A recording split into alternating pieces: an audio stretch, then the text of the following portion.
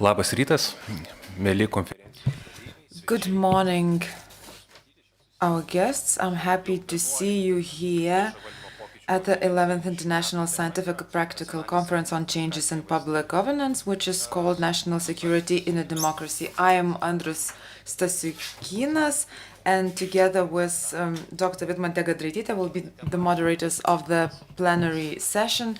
The topic of national security, a democracy, has been raising the questions about ensuring national security, social security, how to maintain the democratic processes, what is the relation between public institution in ensuring the security, and we will discuss all of that in this conference. At the beginning, there will be two presentations by Professor Dr. David Schultz and Professor Emeritus Harold Koch, who will share their insights and results of their research.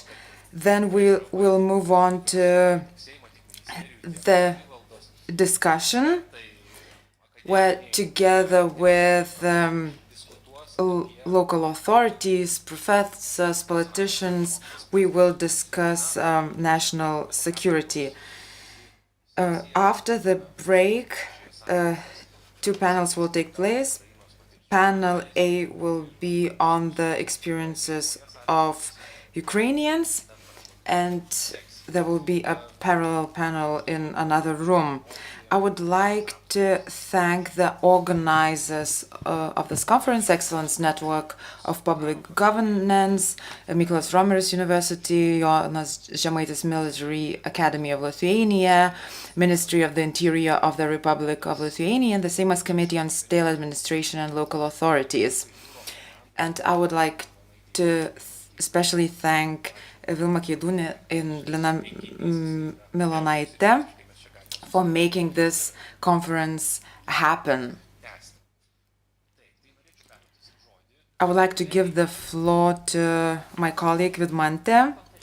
Thank you, Andrews. Ladies and gentlemen, I'm happy that it is the fourth year that General Jonas Žemaitis Military Academy of Lithuania and its staff can join this conference together with the colleagues from Mykolas Romeris University and discuss these relevant questions. And the title and the topic of this conference is especially relevant this year, since our geopolitical context is ever changing. As Andrius said, it is very important to talk about these matters. I'm hoping for fruitful discussions and insights, and I would like to give the floor to the chair of the Committee on State Administration and Local Authorities, Mr. Ričardas Juška. Dėkoju. Labą dieną visiems. Thank you very much. Good morning, ladies and gentlemen, dear participants of the conference. I am delighted to welcome you all at the 11th International Scientific Practical Conference on Changes in Public Governance. This conference is an important platform for researchers and practitioners from Lithuania and other countries to share experiences and insights to improve public sector governance. This year's conference is dedicated to national security aspects and their interaction with democratic processes. Public involvement in decision-making, participation in elections and referendums is the cornerstone of our values as democracies. But the tools of democracy can also be used against us, as shown by the latest examples of Ukraine, with fabricated elections and referendums in the occupied territories. This naturally raises the question of how the two interests, those of democracy on the one hand and national security on the other, fit together. Do they pose risks to each other? Better yet, how can public satisfaction or dissatisfaction with the state social system affect national security through democratic processes? I'm provoking, of course, by asking this question, but the question is indeed a serious one.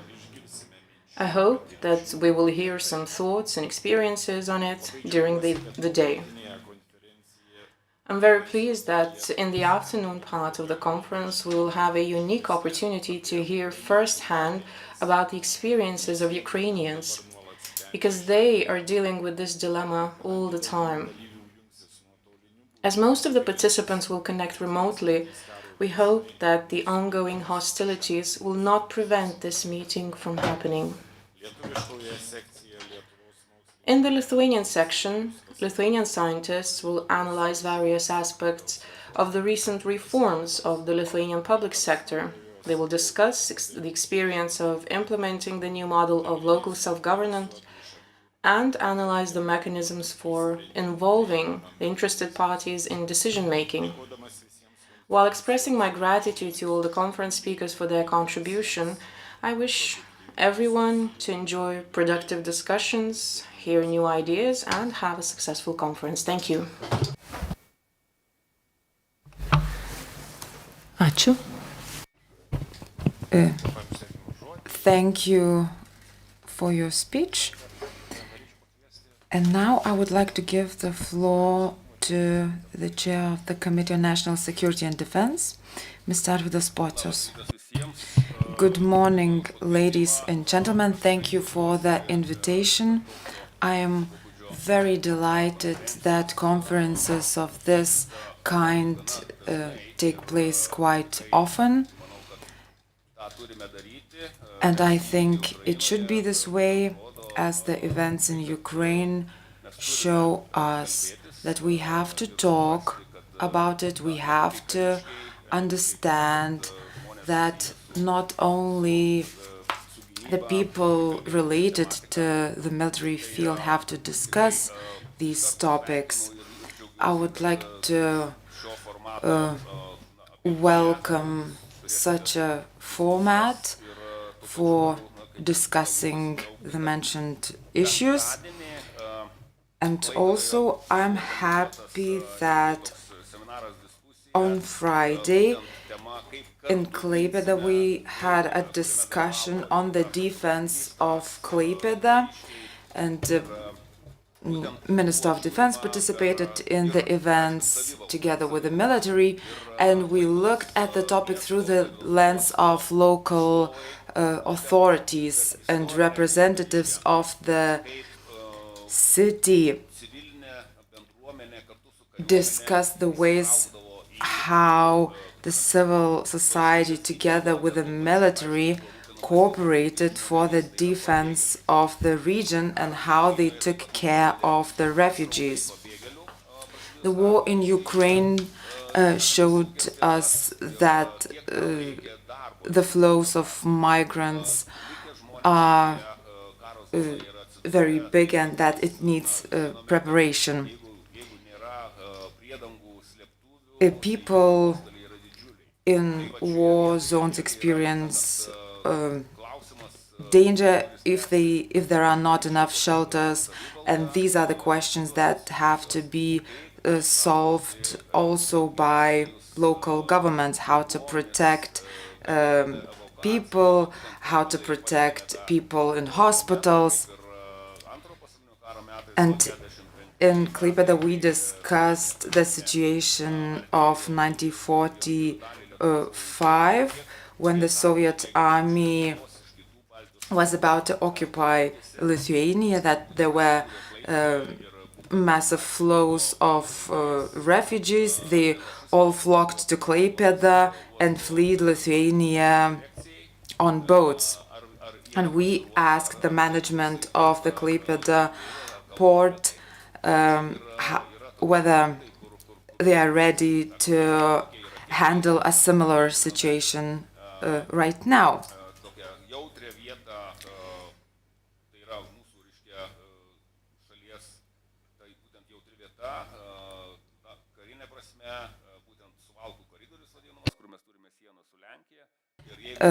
Our weak point is a Suwalkai gap in Lithuania, which would potentially cause difficulties in fleeing Lithuania. Therefore, the port of Klaipėda is very important and its infrastructure is very important,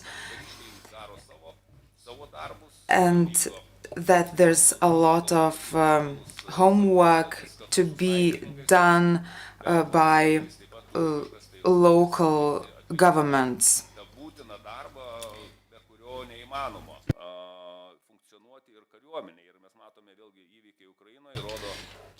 Events in Ukraine show that Russia targets civil infrastructure, power plants,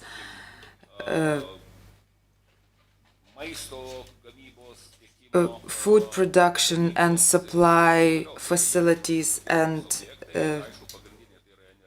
similar objects. These are crucial facilities, and they are targeting such facilities in order to break the resilience of Ukrainians.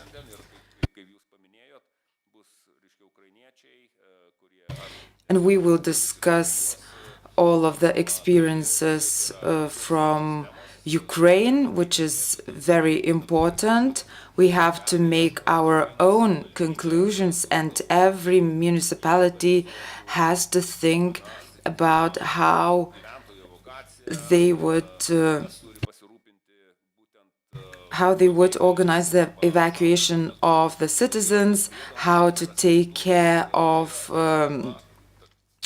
war refugees, to establish shelters, etc.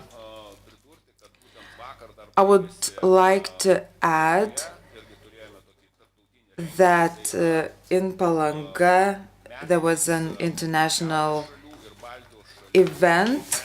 It's an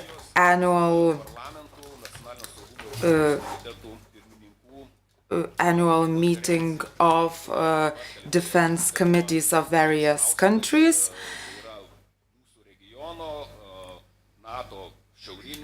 And we discussed the matters of our region, NATO, northern and eastern flank security, and our defense in the context of NATO and from the regional perspective.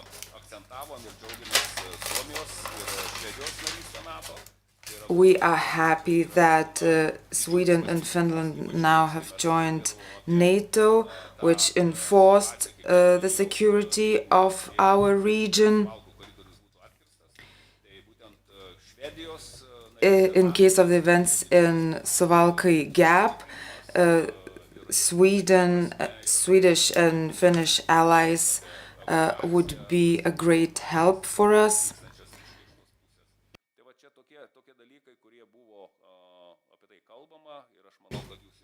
We discussed all of those topics previously, and I hope we will be able to discuss it today. I wish you productive discussions.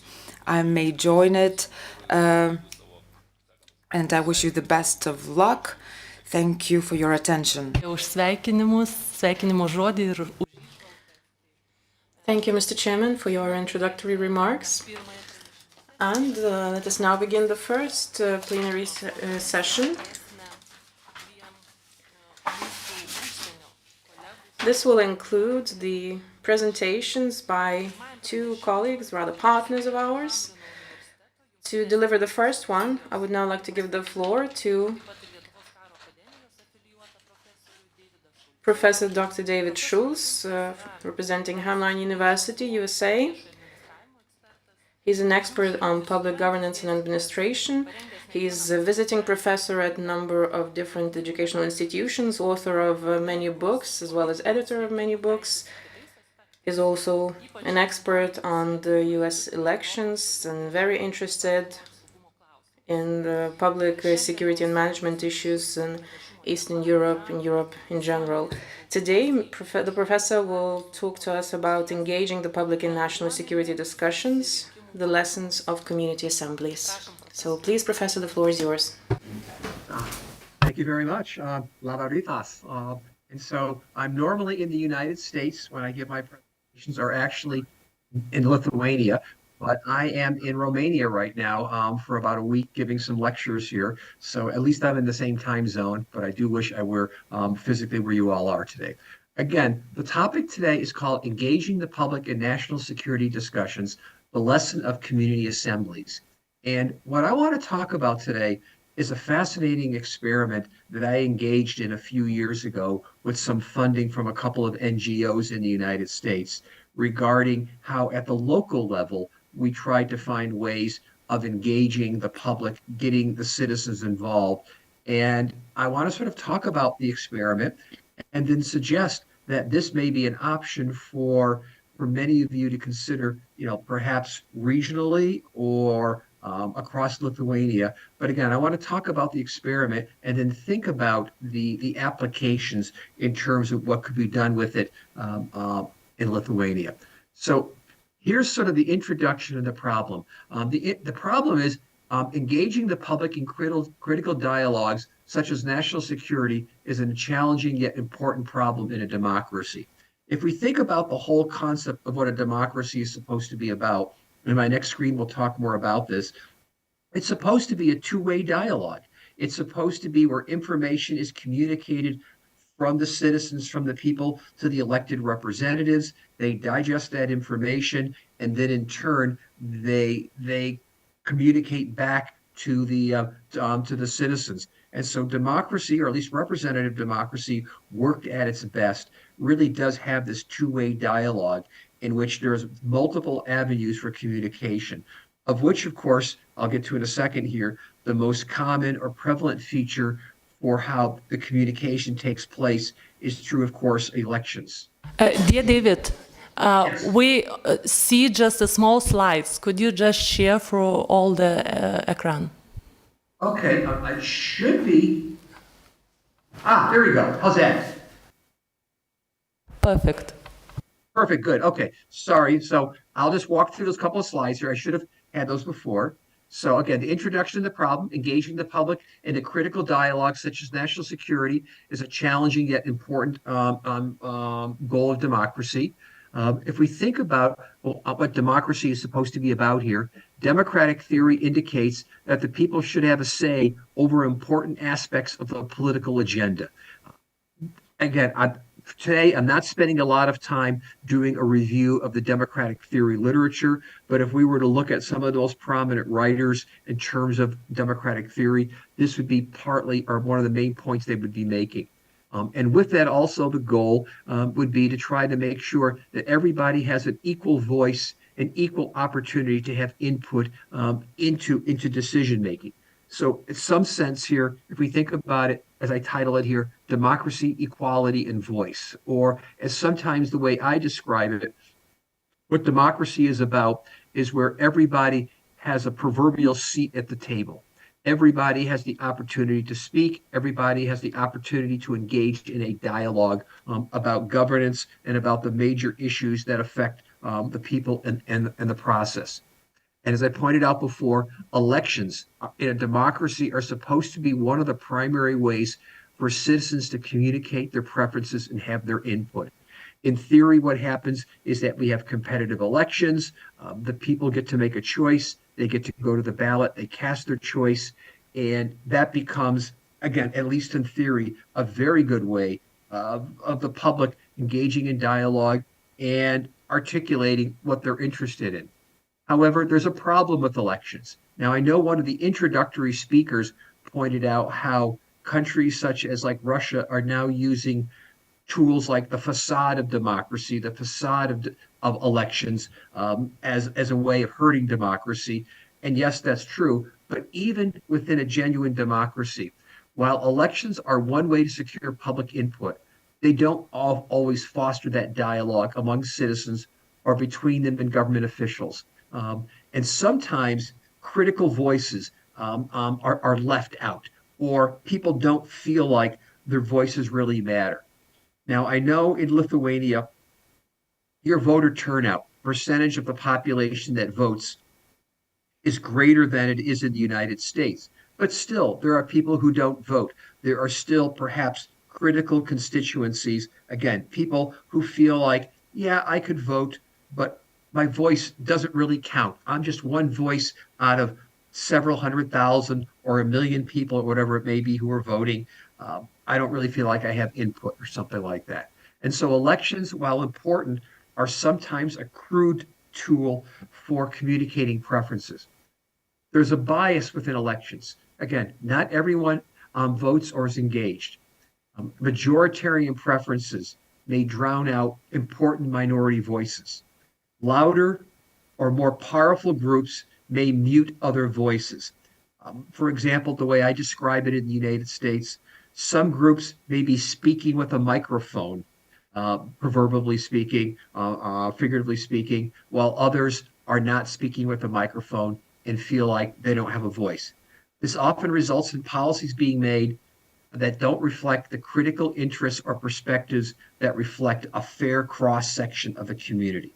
And that's what I'm interested in here. How do we get that fair cross-section, that real representative sense of the input for a variety of people?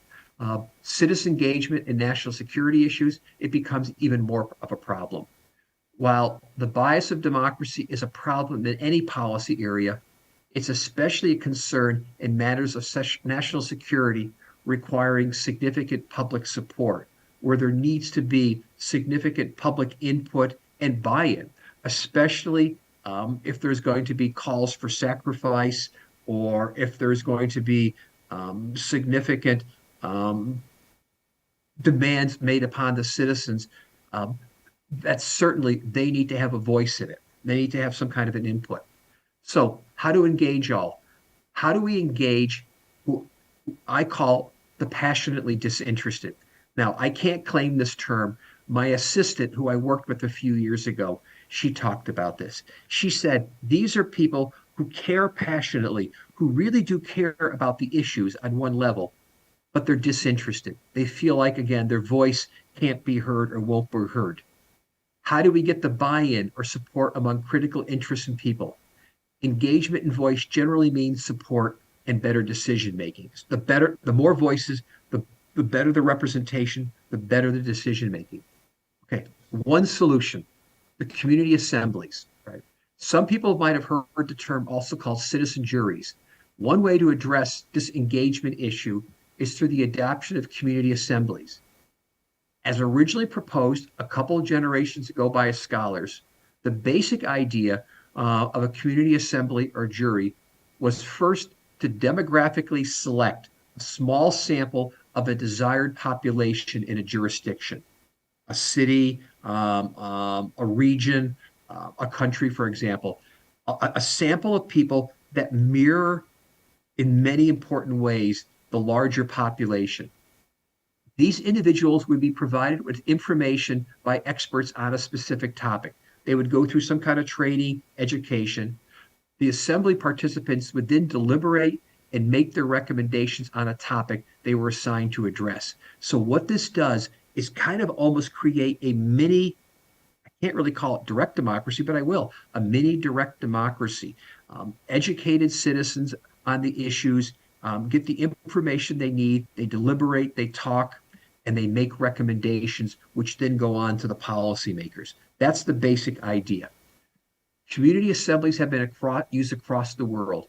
Assemblies have been used by local and national governments in England, Ireland, and the United States and other countries to solicit input and gather information from citizens to assist in the making of public policy.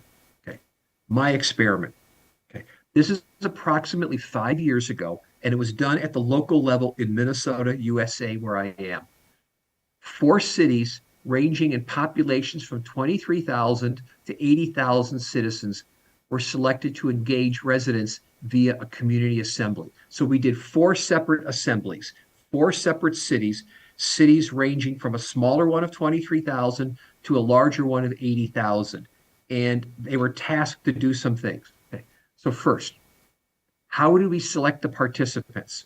We used radio, we used television, newspapers, internet. We reached out to local community organizations, and we encouraged residents to apply for the community assembly. So we cast a very wide net to ask lots of people to participate. How did we create the actual roster? In the United States, we used US Census Bureau data, our official data on demographics, to create a profile of each community. So for each city, we wanted to get a sense of what percentage of the population was of a particular racial makeup, or of age, or of a gender, or of education, and of political party or partisan membership. And thus, what we did is to try to create a good representative sample, to overcome the bias, to make sure that all the critical voices were included. Each community assembly created a list of participants based upon those who applied to participate, and the selection was made upon the city's profile. So think of what we had here. We had a good representative sample in each of the 4 cities of the critical voices, critical perspectives that were within that city. It didn't necessarily reflect those who voted, but it was broader. It tried to capture a broader, more representative sample of the voices that are there. Over a period, this is training, over a period, depending on which assembly, ranging from 2 to 8 days, each community assembly was provided with education about their community. They learned things about their structure of government. They got to meet their elected leaders. They provided information about the critical issues facing the community. But more importantly, after they were given this information, participants of the assemblies were given the opportunity to talk, to ask questions of one another, to talk with one another, and with the trainers. They basically had this opportunity to have a really good dialogue with one another and not feel like they were constrained or pressured. Point out also, all the participants received a stipend for their participation to cover meals, expenses, childcare type of issues, and so forth. Each community assembly was charged with identifying the critical problems of their community and to offer recommendations or solutions. The results, each community assembly engaged in a thoughtful, informed, and respectful discussion. Each community assembly came up with ideas and recommendations for their cities and presented them to their public officials. So they came up with their identification. Here's the problems that we're facing. Here's what we think are critical issues. Here's things that we need to do. Here's what we think needs to be done. And they communicated to their public officials. The lasting impact. Many of the proposals were actually enacted into law or adopted as public policy.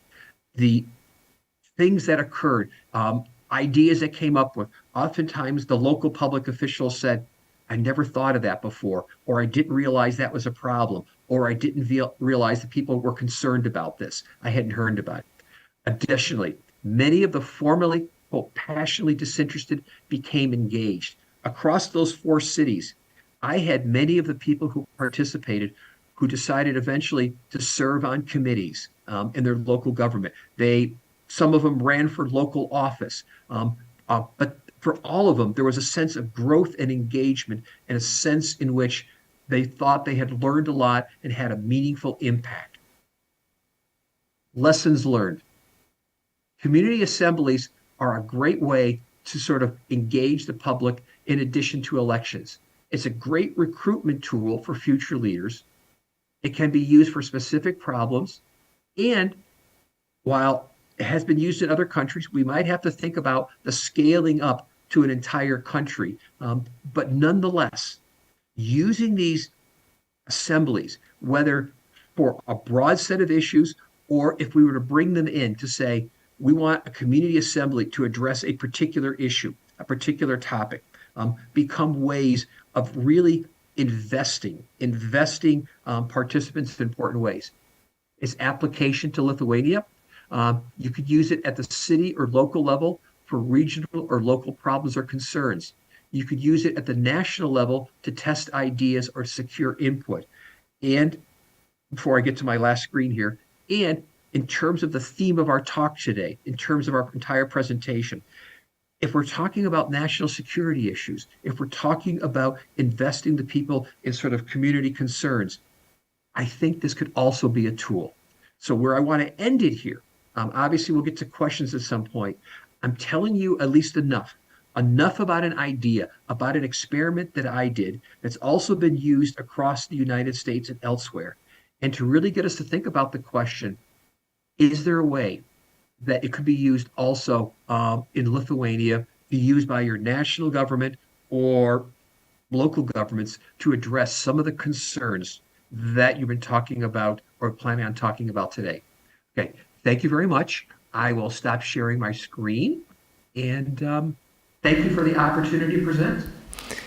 Profesoriau Šulcai, ačiū už jūsų prezentaciją.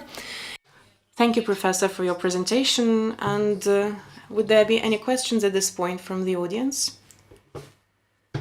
Prašom. Yes, please. Profesoriau, dėkui.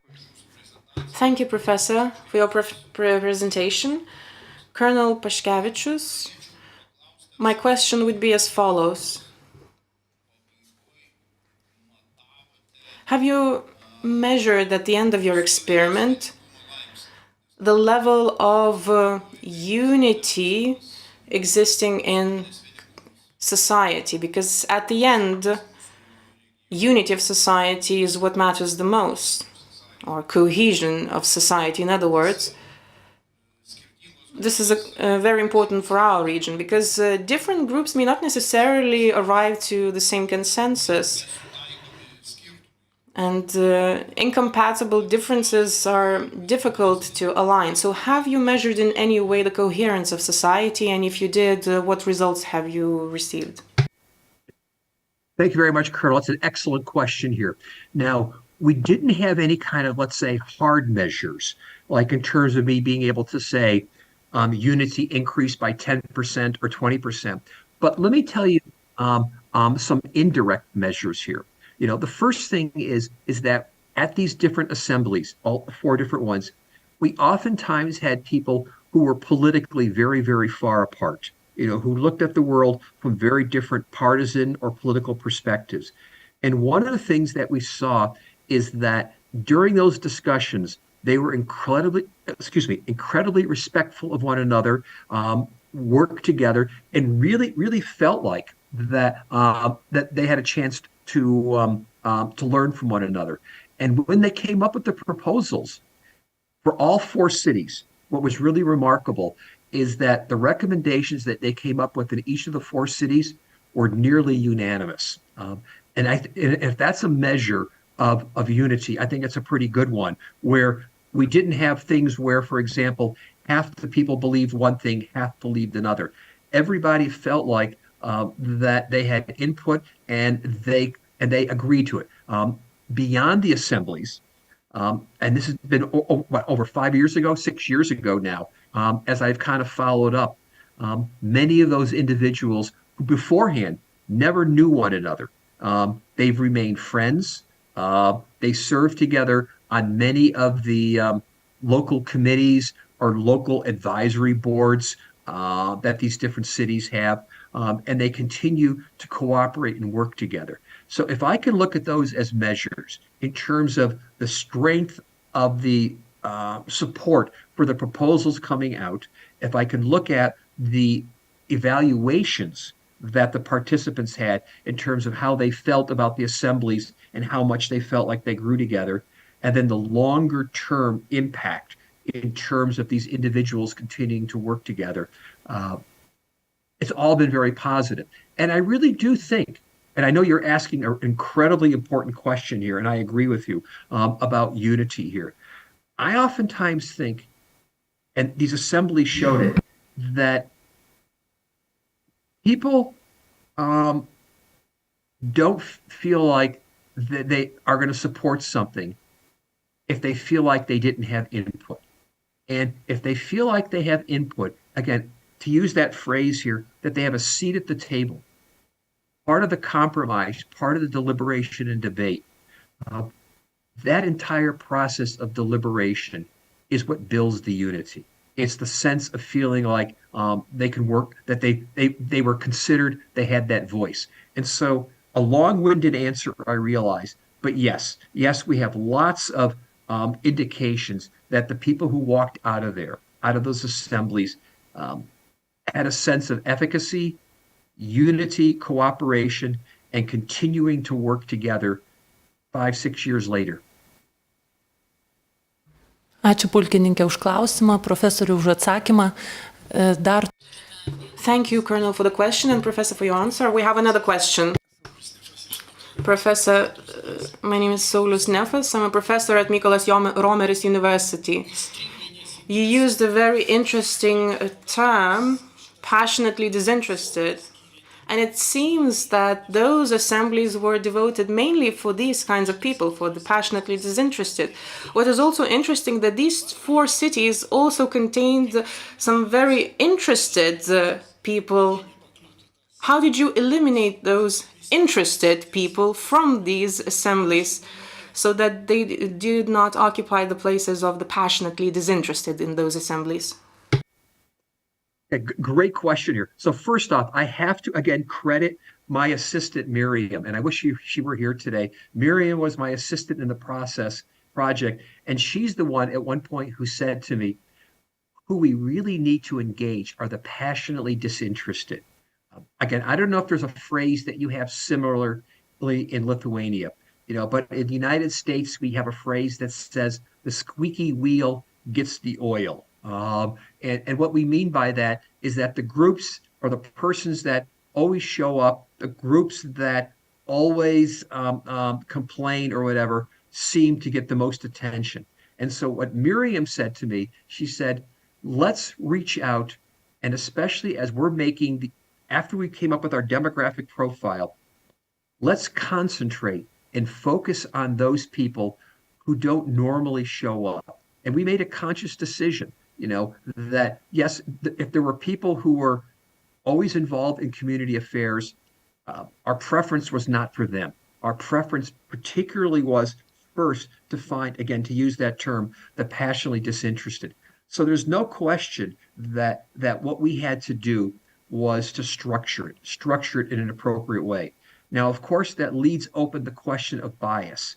But for us, the way that we did it, again, we constructed the profile of again, what we, based upon census, U.S. Census or demographic data, based upon what the best voting profile data we could come up with, to paint a picture of what we think the community looked like.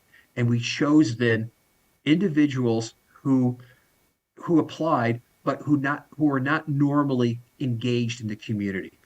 Again, our idea being that those who are already engaged, who are already voting, who are already serving on committees, their voice is already being heard. I want to tell you a really interesting story. And it's one of my favorite stories from the assembly. If I could just have another 30 seconds here, is that one of the cities that we did the assembly in had a very high percentage of residents who were immigrants, especially immigrants from Somalia, and Ethiopia. And at one point, we indicated that we were going to go to a tour. We were going to go to the local government office and take a tour, and we were going to meet the local government officials. And one of the residents who had emigrated to the United States from Somalia, she had just become a U.S. citizen. She grabs me by the collar, and she turns to me and she says, "Is it okay if I go to the local government office?" And I said, "Of course it is okay." "Why?" And she said, "Back in my home country, if I were to go to my local government office, I would have been shot or put in prison."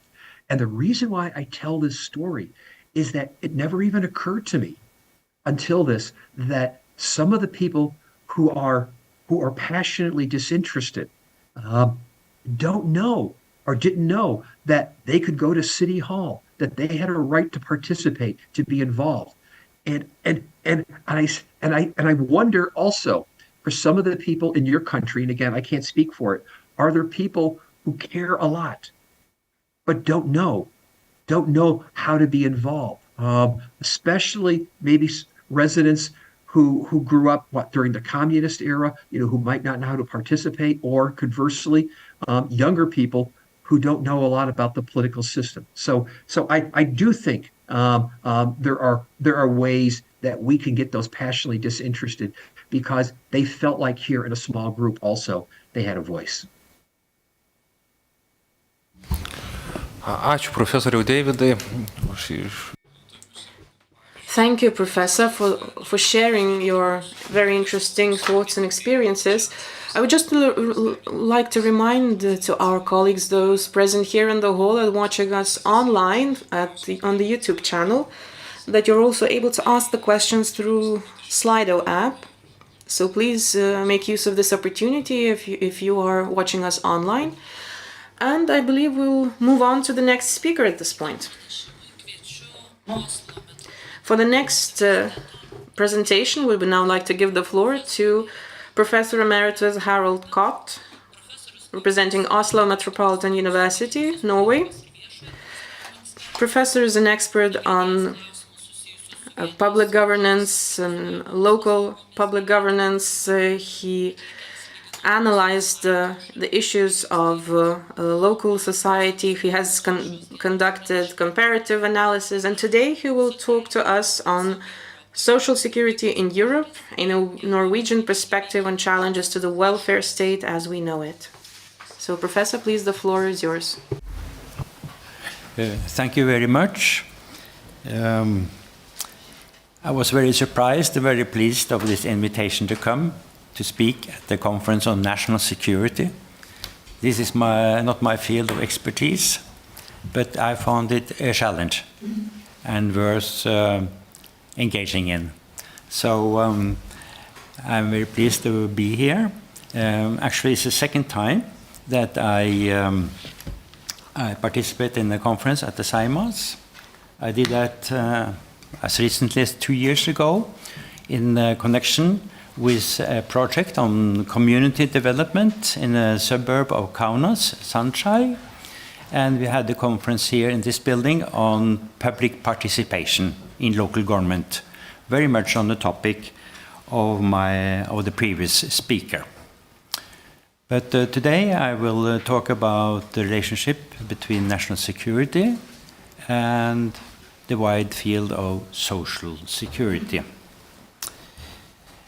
And of course, the first question that we need to talk about, if there is any connection between those two spheres of government, between what we usually often today call the welfare state and national security.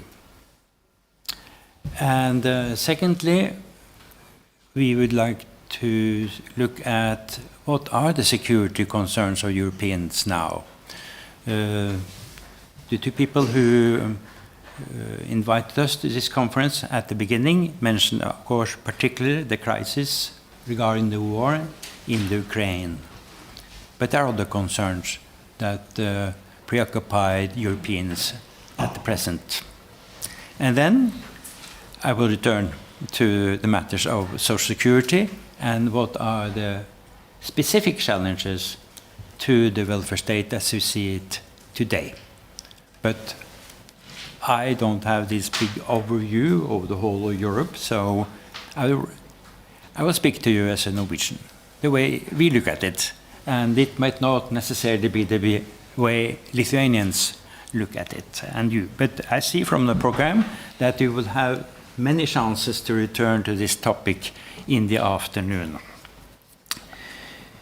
Because the specific challenges that I would like to address later, we stop here, are issues of aging, immigration and immigration, the problems and challenges from economic globalization, and an issue that most Europeans are faced with integration within the framework of the European Union. And for Norway, the our participation in the European Economic Area, which is our treaty with the EU and includes, of course, Lithuania. So in many ways, Norway is a special case in the European context, but so is almost any country in Europe. And I hope to make some tentative conclusions at the end. As a political scientist, I'm concerned about terminology. And from the outset, it might look like national security and social security are very linked, closely linked concepts. And we might think that to be a natural connection between them. But I think it's important also to stress the distinctions between these terms, especially because when you look at how national security and social security are dealt with in a practical world, so we find that the national security is usually seen to be taken care of by the Ministries of Foreign Affairs and Defense and other agencies dealing with external threats. These are well represented here. On the other hand, national social security is a concern of agencies devoted to health, education, labor, and social services at the domestic or internal level, at least according to the definitions used by the International Labour Organization. Social security also has a very much narrower interpretation, especially in the American context, where social security is linked to the federal pension system established by Franklin Roosevelt in the 1930s. But I've chosen to stick to the international definition. But I use it interchangeably with the concept of the welfare state. But we see this distinction then in the practical sphere. We typically seen it with two representatives of two different committees here in Seimas, the one on local government affairs and the other one on national security. But also political scientists make this distinction, because at least some of the political theorists see there are two main functions of the modern national state. The one is to seek the reduction of external friction and secure territorial safety or securing the territory. And it was also mentioned here earlier in reference to the war in Ukraine. And of course, a question that worries many Europeans. But on the other hand, social security can be seen as an aspect of the reduction of internal friction and securing prosperity. And Dr. Schultz was very much into how you reduce internal friction. Both these functions are necessary to provide popular support and legitimacy for the ruler. The popular demand for security ranks along other values such as freedom, equality, and justice. But what national security and social security have in common is a contribution to nation building. This is a process characteristic of modern states, similar to industrialization, modernization, and other policies developed by modern states, which also contribute to the national identity. So in this sense, social security and national security are tools of government to promote nation building and to promote national identity. Some political philosophers even claim that government is established precisely to offer security to life, liberties, and states. And I think this is very well expressed by one of the American revolutionaries of the 18th century, who was the author of the Virginia Bill of Rights, George Mason. He says, "Government is or ought to be instructed to be instituted for the common benefit, protection, and the security of the people, the nation, or the community." So in this sense, security becomes an all-encompassing concept, which is useful when we want to discuss social security and national security in the same framework.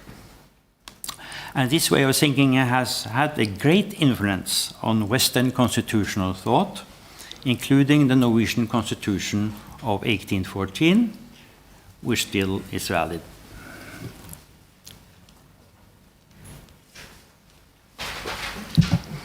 But typically, social security, at least in the 19th century, was considered part of the Ministry of Internal Affairs. So we had separate ministries of defense, and in the 19th century, foreign ministry was in Stockholm, in Sweden. Then I tried to look at what is the interest among academics for linking national and social security research. And to my surprise, this is typical a subject that's come up during the recent pandemic. So if you look at under Google Scholar, you will find a large number of articles linking the pandemic, COVID-19, to national security issues. And as I will come back to later, we see that also in official government reports. Much less frequent are articles that directly link social security to issues of national security.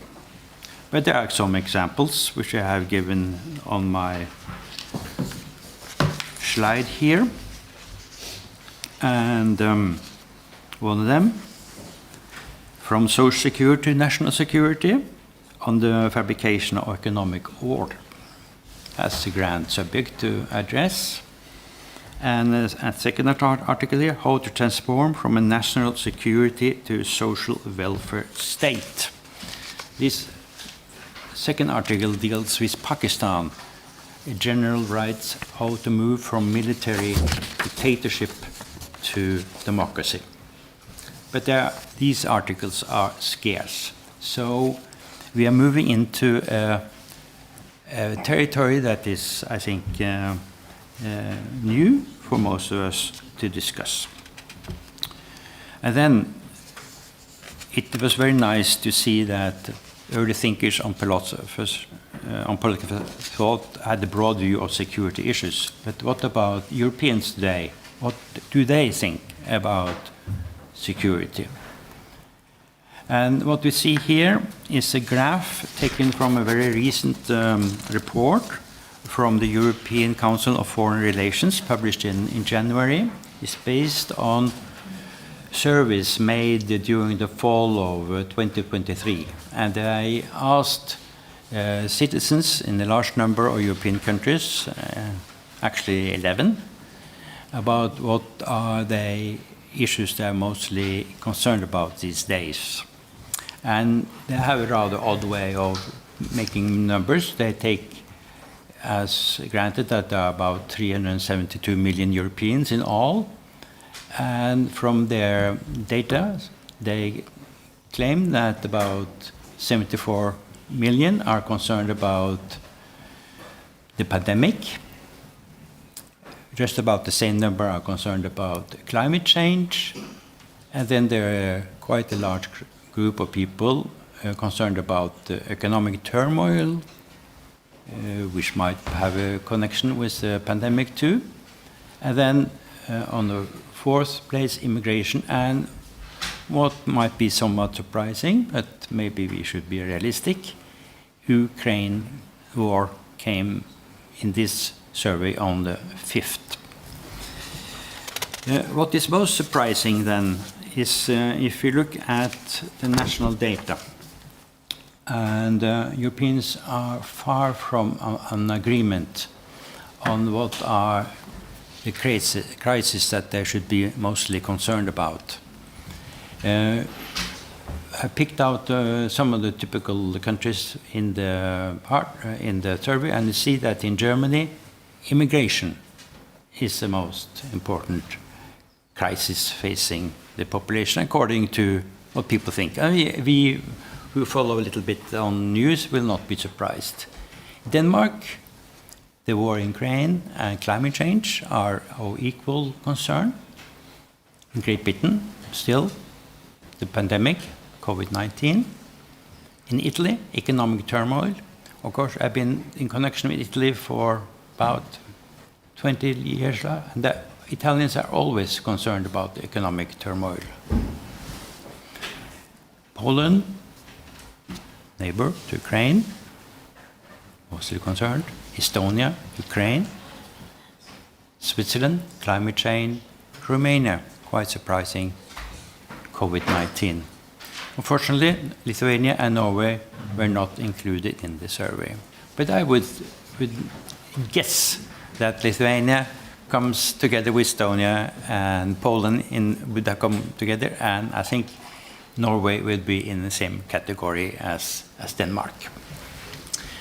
So some of these concerns are shared. But what is important from our point of view is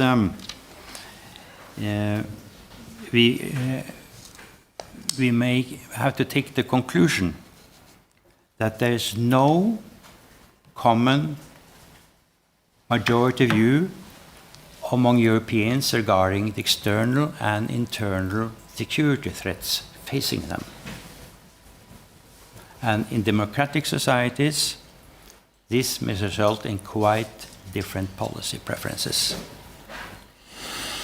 And I think that's very important to have in mind when we meet on the European level, that the concerns among population is quite different from country to country. So, coming to my third topic then, what are the implications for social security and social policy? And here I return to my colleagues, my mostly Norwegian colleagues who have writing about social policy at this point of time. And they have listed 4 issues that I think affect most of Europe. First of all, aging populations. Then immigration, economic globalization, and challenge regarding integration within the framework of the European Union and the European Economic Area. Of course, Norwegians always have to remind our friends in the European Union that there is an European Economic Area, which also includes Iceland and Liechtenstein, in addition to all the existing members of the European Union.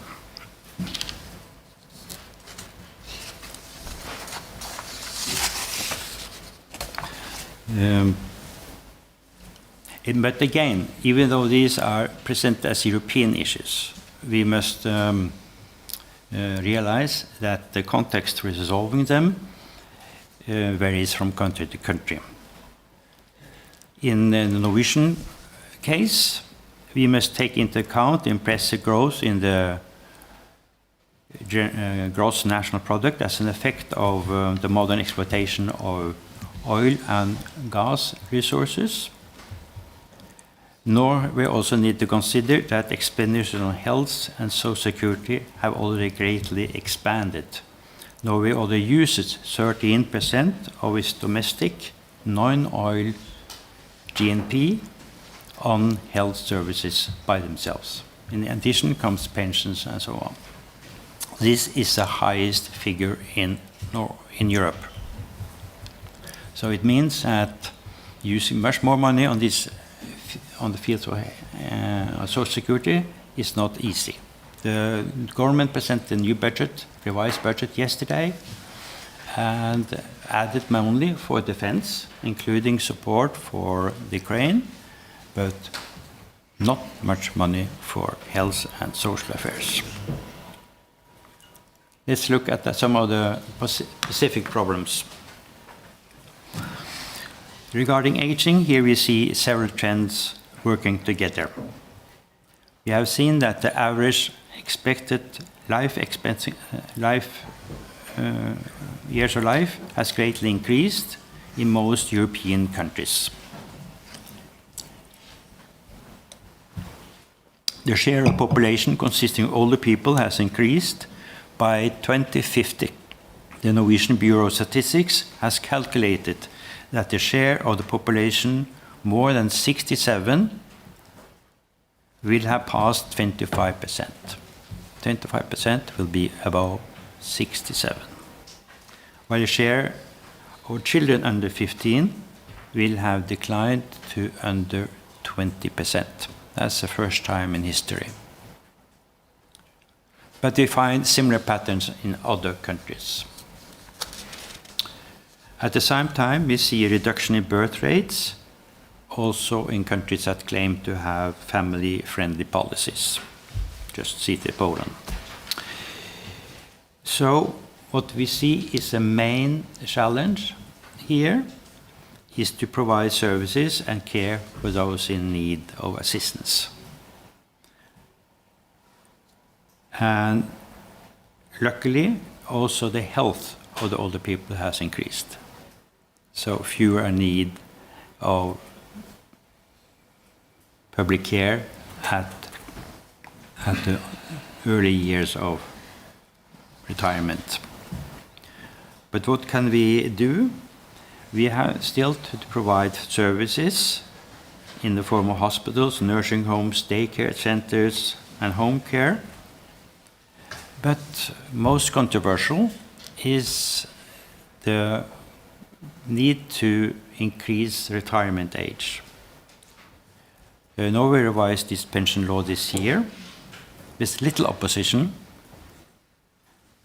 but we see from France that the question of retirement age can create great controversy. So this is not an easy issue in many countries. In France, President Macron had to intervene directly in the legislation process to secure an increase in the retirement age. In Norway, this was accomplished by a coalition of centrist parties. Only parties on the far right and the far left voted against increasing the retirement age. If you look at immigration, of course I see this also from the Norwegian point of view. From other European countries, we have two streams of immigration for work purposes within the framework of the European Economic Area, and that's from Poland. We're running out of time. Yes, and Lithuania. So from these, we also have asylum seekers, and the main tool will be to pursue policies that encourage inclusion in the labor force. If you look at the other issues here, concerning globalization, I think we have to be reasonably optimistic. Of course, there's always a discussion of we are threatened by competition from the Chinese, But on the other hand, this encourages us to think, what can we do better? So, in Norwegian experience, we find that local specialization is the term. We don't need to produce plastic shoes in Norway. So comes a big field of challenge for the welfare state is how to finance it.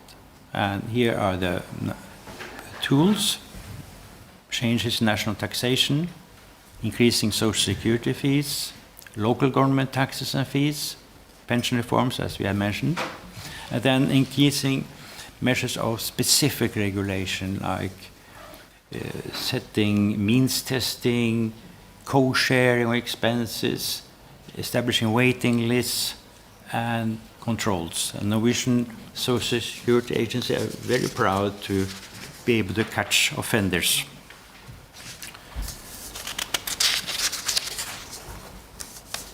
Then, to come to my conclusion,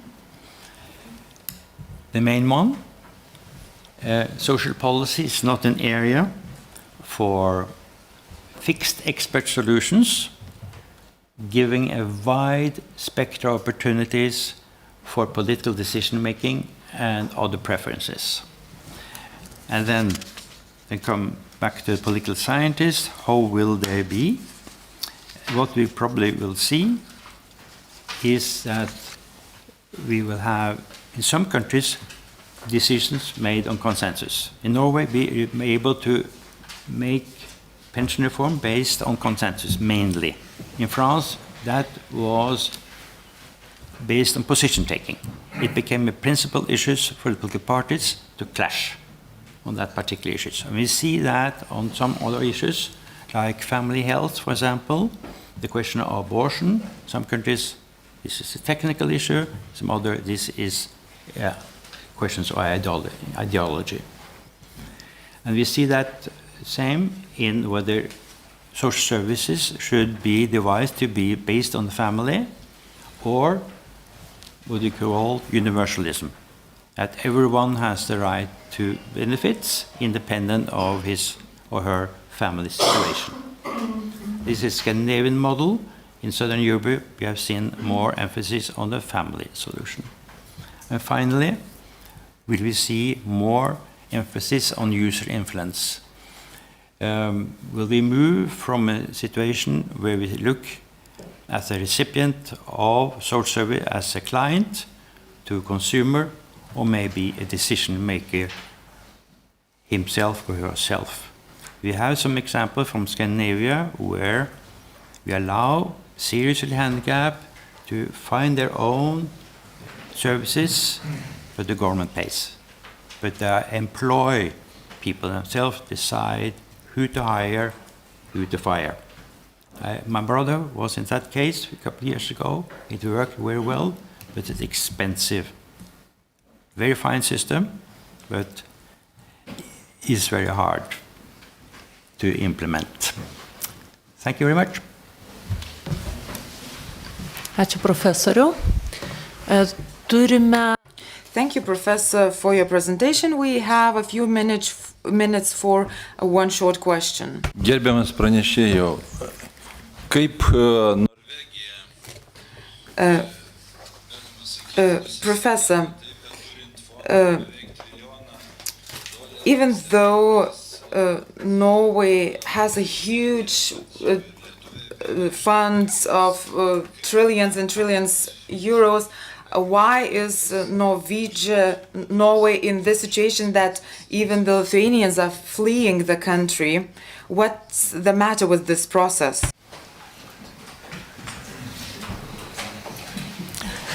I'm sorry, I didn't completely get the point. Kaip dasigyveno Norvegija, kad turint fondą spec. How is it so that Norway has a special fund of nearly $1 trillion US dollars? How is it so that even with that, Norway is facing an economic crisis, and Lithuanians are fleeing now from Norway, because there is high inflation and its currency has been devalued. What is happening with the situation in Norway?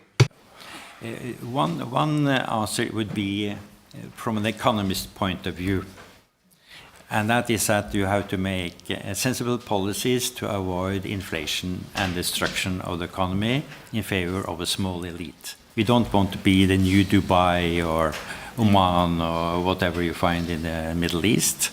We want to be a country like it used to be in many ways. In many ways, it's a conservative view of economics. And that, I think, also has to do with the fact that Norway is a Lutheran country in the main, which is rather a Protestant way of being rather modest in economic ambitions. So Norwegian economy is very much based on self-discipline. We are not supposed to waste away our good fortune. But it's true that especially as a cause of the pandemic, many jobs were lost, especially in the construction industry, where Polish and Lithuanian workers are engaged. At the moment, we have, I would call, a recession in those businesses. And there is less house construction in Norway now than for many years. And that requires fewer foreign workers. I hope that answered your question. Bet kodėl nepanaudojama fondo? But why aren't funds being used in that case? You're saying that the houses are not being built to the same extent as before. So if you have the funds available, why don't you just build those houses? Well, then the economists come in and say, no, we can't use that money for domestic purposes because that will have a high inflationary pressure. On the other hand, economists again, if you buy weapons for the Ukraine, that will not create the same inflationary pressure. Well, that was a very cynical point of view, but I think it's quite correct that the government is thinking that way, that we must be careful increasing domestic demand at this time, but we can use money abroad for foreign aid, either in third world or here in Europe.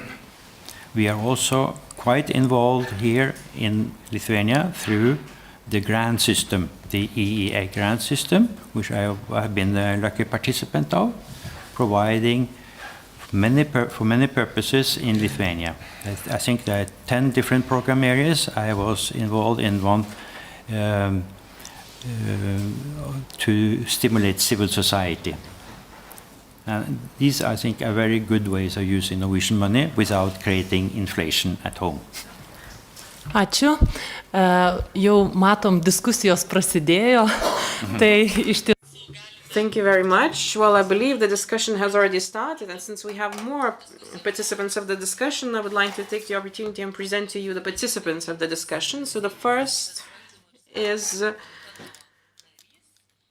Mr. Eugenijus Sabutis, member of the Committee on State Administration and Local Authorities of the Seimo of the Republic of Lithuania. Ms. Sigita Ščajevienė, Vice Minister of the Interior of the Republic of Lithuania. Brigade General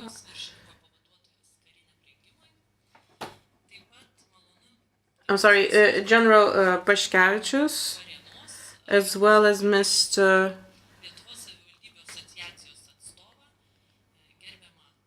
Algis Kašėta, Mayor of Varėna District Municipality and representative of the Association of Local Authorities in Lithuania, as well as Professor Dr. Vainius Malskys, Head of Public Administration Studies at Mykolas Romeris University.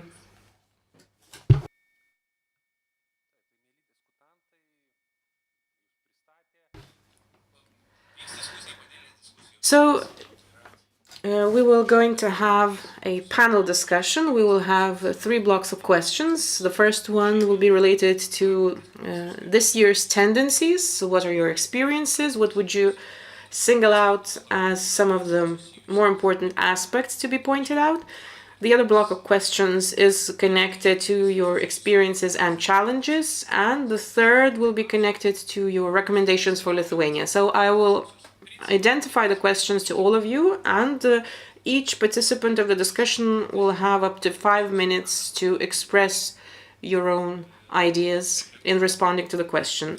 We'll be able to reflect on those answers once all of the speakers have taken the floor.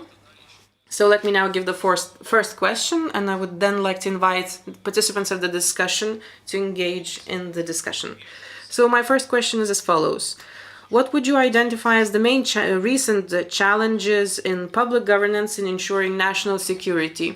Perhaps you could identify certain tendencies, so I'm now leaning towards our member of the Committee on State Administration, Mr. Sabutis, to begin the discussion.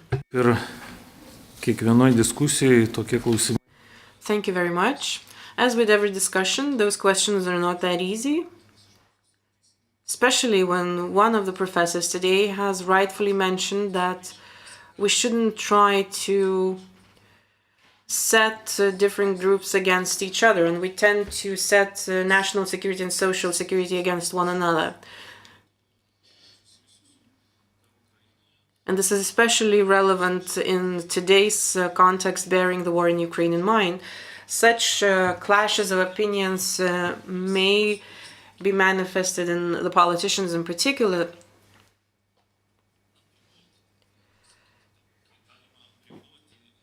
And perhaps we could talk of the ways to limit public institutions in the democratic process in order to strengthen national security as the politicians perceive it, or as the military or security structures perceive it, and what could be eliminated as unnecessary. As for the tendencies that we could identify, but I could say that,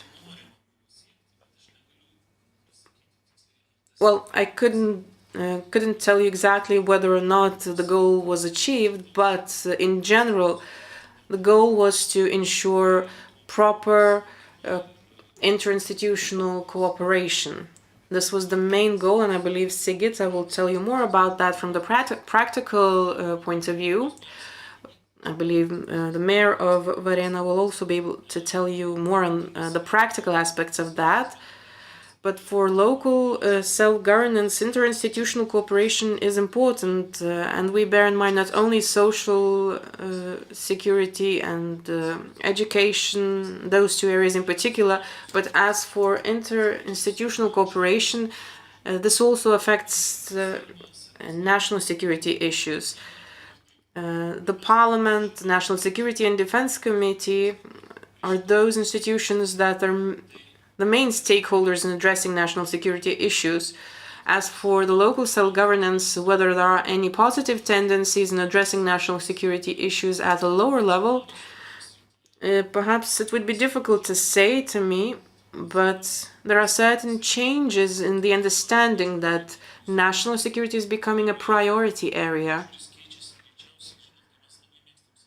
Those attitudes tend to change whenever we make a distinction between evolution and revolution. I would rather say that we are leaning towards a speedier evolution, that kind of process when it comes to national security issues and the understanding of them. So when it comes to interinstitutional cooperation, we should seek revolutions or revolutionary processes in order to find a common understanding when it comes to national security.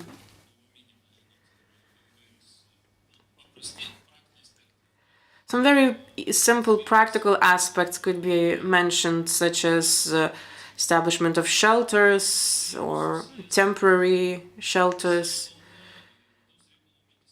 These processes are related to the efforts of the local self-governance institutions, not only national security institutions. Perhaps we will be able to achieve those results through consensus as done by Norway rather than through political clashes. Thank you. Thank you. Now Ms. Šaivienė, Vice Minister of the Interior. Thank you. Well, we did mention those challenges today.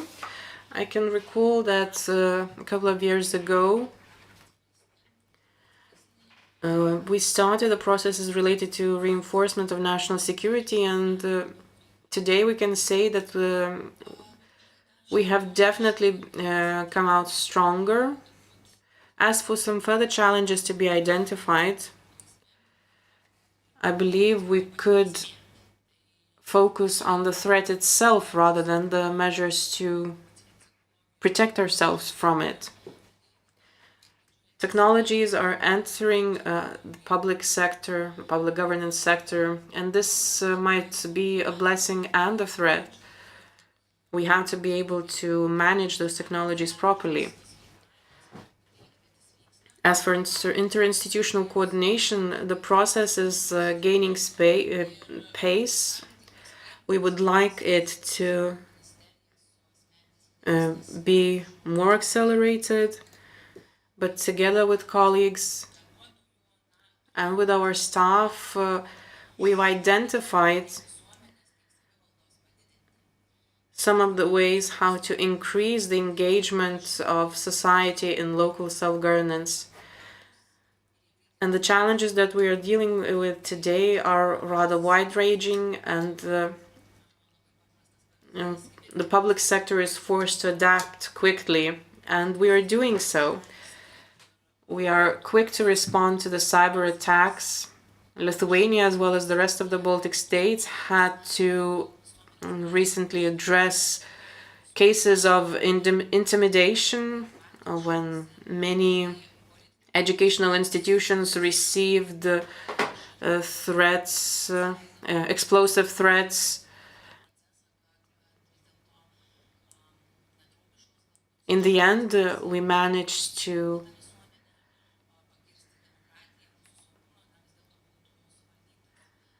contain the situation. So I believe our resilience since our last conference has definitely been reinforced, which is truly appreciated. Thank you. Colonel, the floor is yours now. Well, to start the discussion, I would have to say that there are no questions that merit either a yes or no answer. So if we take a look from a broader perspective,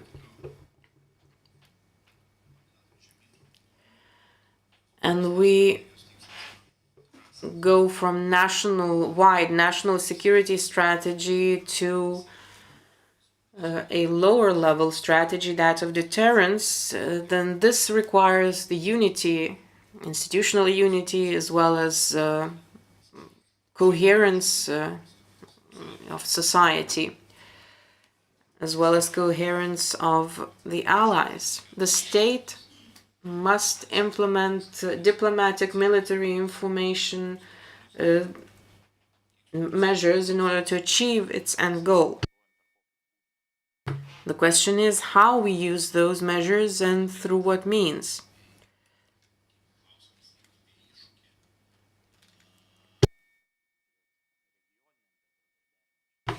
If we look at the tendencies with regard to regional cooperation that could have been observed recently, we could point out that NATO's action plans have been updated, especially bearing in mind Finland's and Sweden's accession to NATO, which made the Baltic Sea a NATO water body. But when it comes to practical agreements, there's still some room for improvement.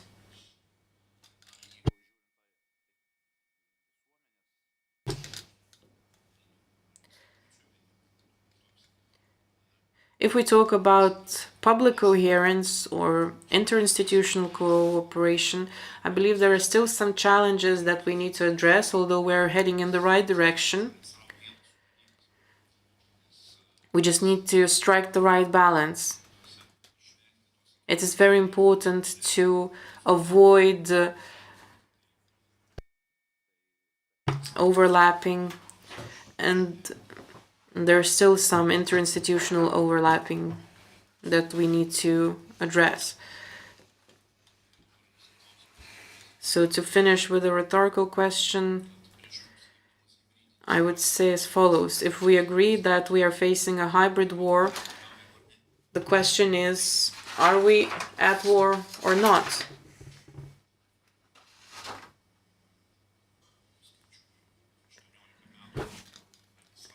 I believe that some 18 years ago we were fighting for the hearts and minds of the people.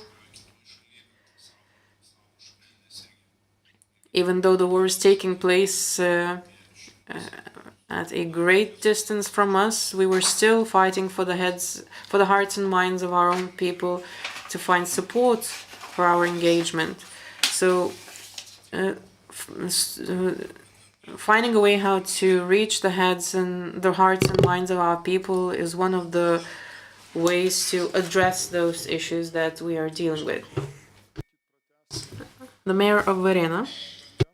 Thank you very much, and I believe I will continue with the challenges for the local self-governance, mainly the hybrid cyber attacks. We didn't face any social challenges, I would say. There were some natural phenomena that we had to deal with. There were some extreme situations that we had to address. And we certainly remember the latest challenge, which was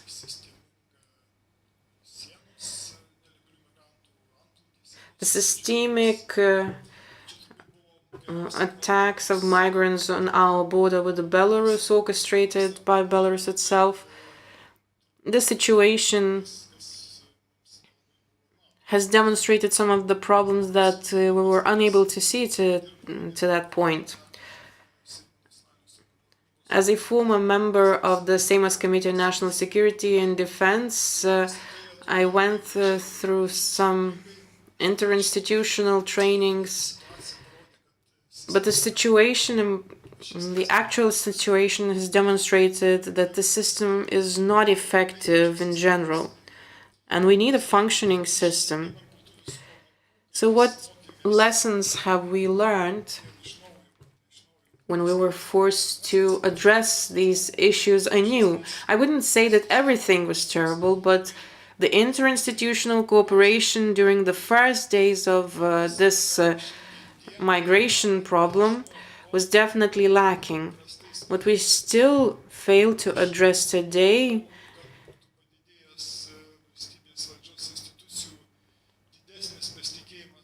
is the lack of trust of state institutions and local self-governance. Yes, the cooperation between the two institutions did increase, but the trust in local self-governance did not.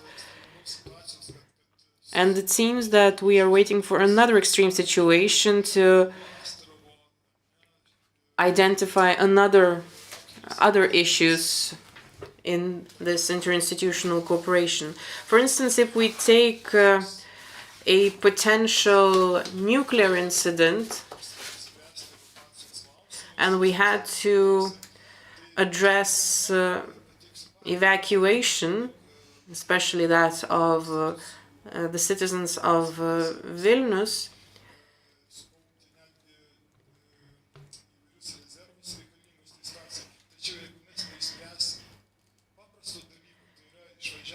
if we don't address the issue of evacuation from Vilnius, which to be mentioned exactly refers to a single narrow road near Garūnai marketplace.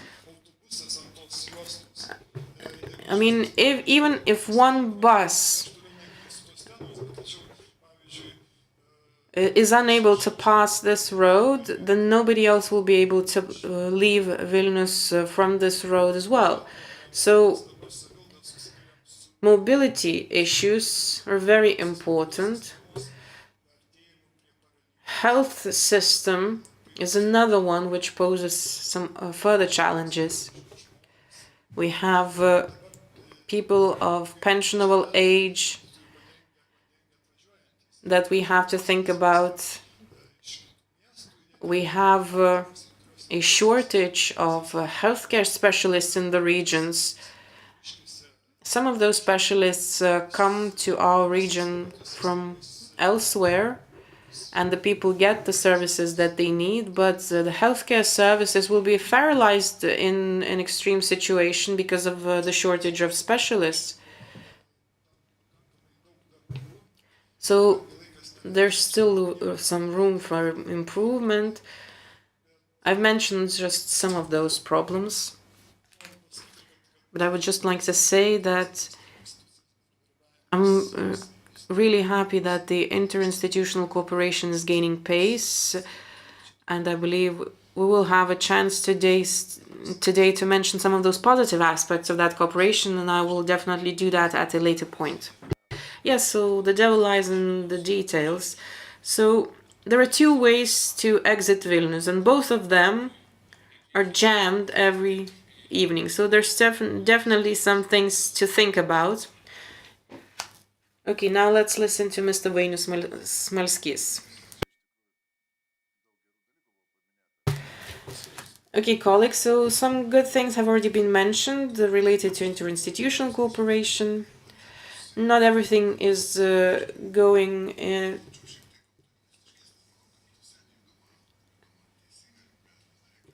as fast as we would like it to be, but in any case, we're going in the right direction. God forbid we have to face certain war situations. We would then have to address those issues right away, but at the moment we're definitely addressing all those issues related to fire safety, personal security, and so on. Everything is gaining pace, I have to say, which is a positive tendency.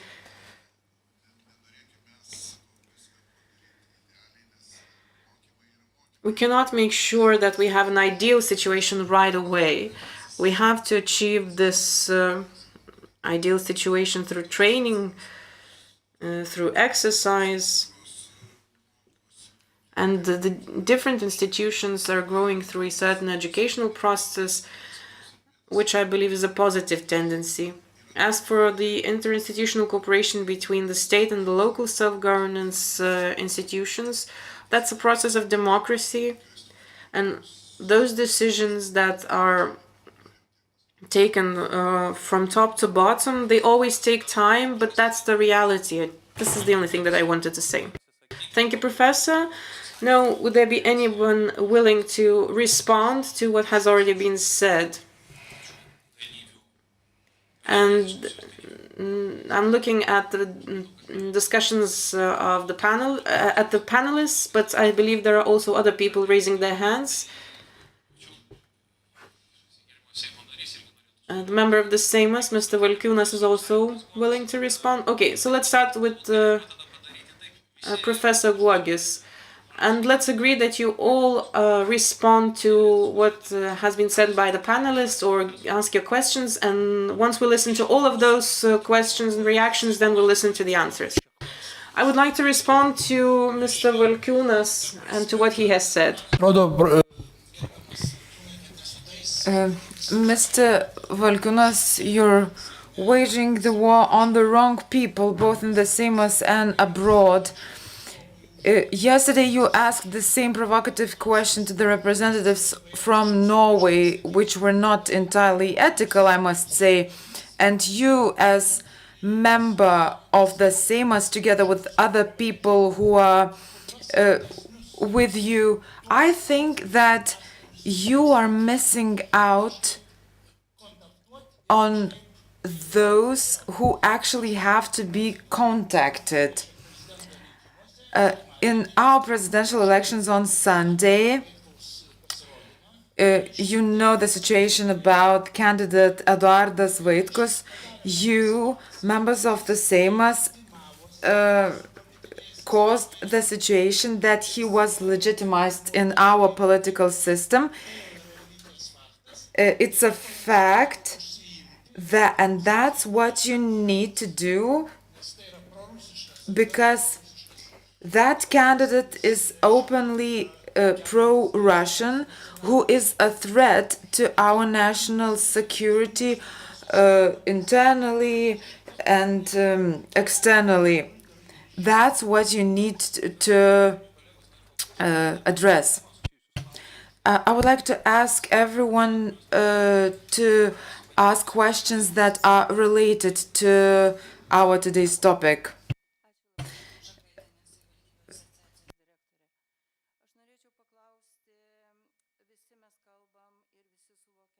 Žakatina from Association of Local Authorities in Lithuania. We understand the relevance of this question. National security covers a lot of topics. We are discussing about additional funding for defense, and it is very important, and everyone is talking about that national security actually consists of many parts, and social security is very important, as well as public services that need to be ensured. All of those things are very important, as well as inclusion of communities.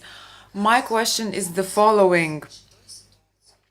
In this situation, what is the most important interinstitutional coordinator who coordinates the variety of areas in the effort to achieve national security? And my second question, we allocate 4 million euros for civil protection, which is very important and which includes a variety of social services in case of war or emergency. Is that money enough?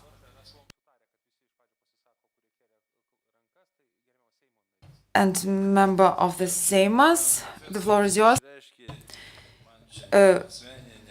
Professor expressed his negative opinion about me. Of course, this is democracy. I've never addressed the issue of Norway before, and our guest answered my question. And I have question to Ms. Sigita Šajevienė.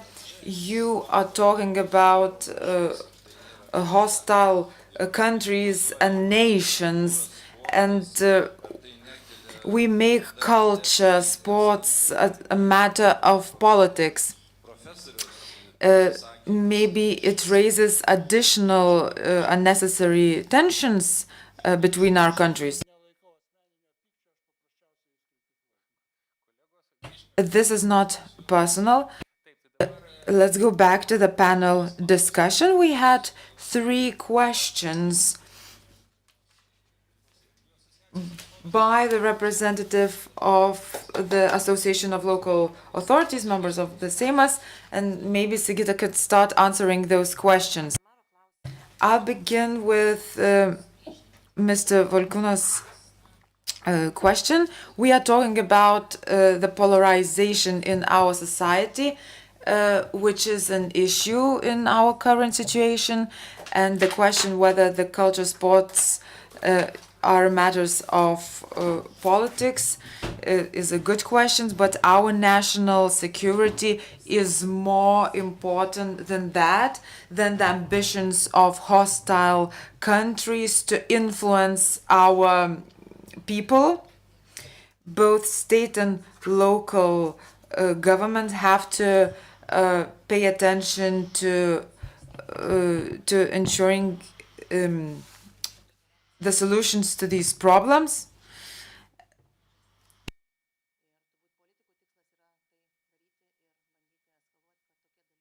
The goal of the politicians is to manage such situations. As for Roma's question, regarding the financing, whether it's appropriate, whether it's enough. As in any area, whether it's education or healthcare, of course, funding, the allocated money is not enough. During the last 3 years, we started working with the civil protection from scratch, and we have adequate resources which have to be appropriately used. And it's not always the matter of funding.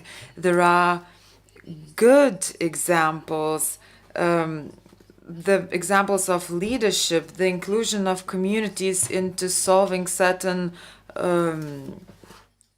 issues. And it strengthens our civil society, it increases our security. There's a community in Panevėžys who established a shelter for themselves using their own money, and it can be used in case of military action. It's a great example of a community being initiative and active, and people without waiting the interference of politicians, they take action despite the funding. Therefore, we need to encourage people to do that.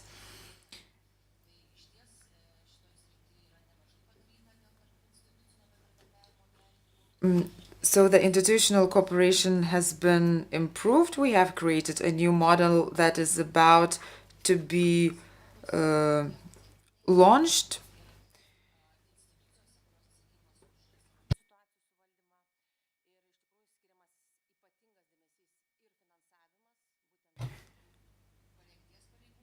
And we have established the positions of preparedness officials that also need to be funded from the state budget.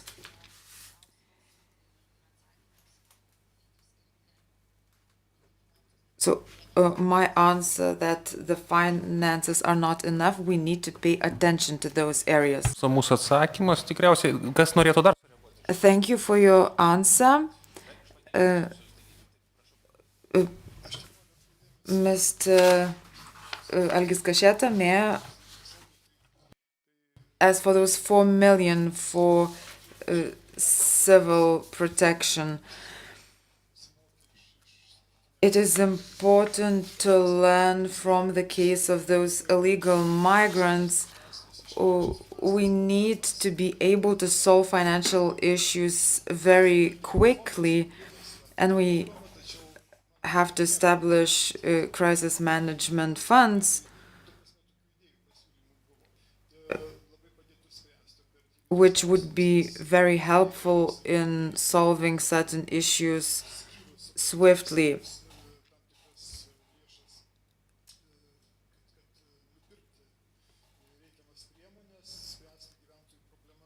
Because local governments have to solve certain problems of their citizens, and they have to negotiate for months and months with state institutions, which is a very slow process. That's my remark. Thank you.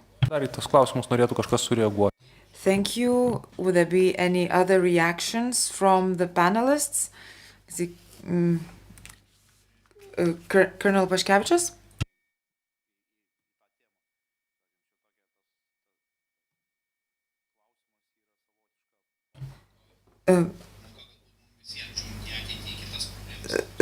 The question is a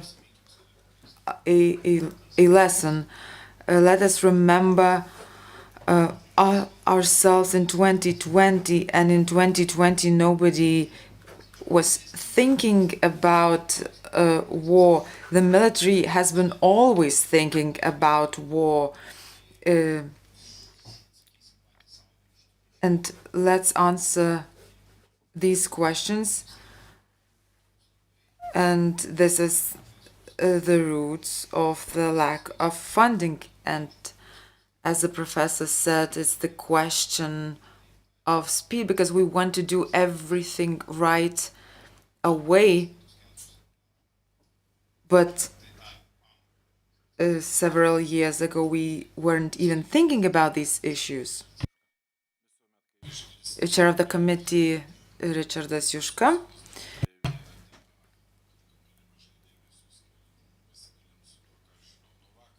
I would like to share the news of yesterday, and Ms. Žakaitienė question regarding shelters in the council. We talked about the financing, and we need to allocate 30 million to that area each year. And we have to solve these issues swiftly. Of course, when we have the funding, then we can move forward quickly.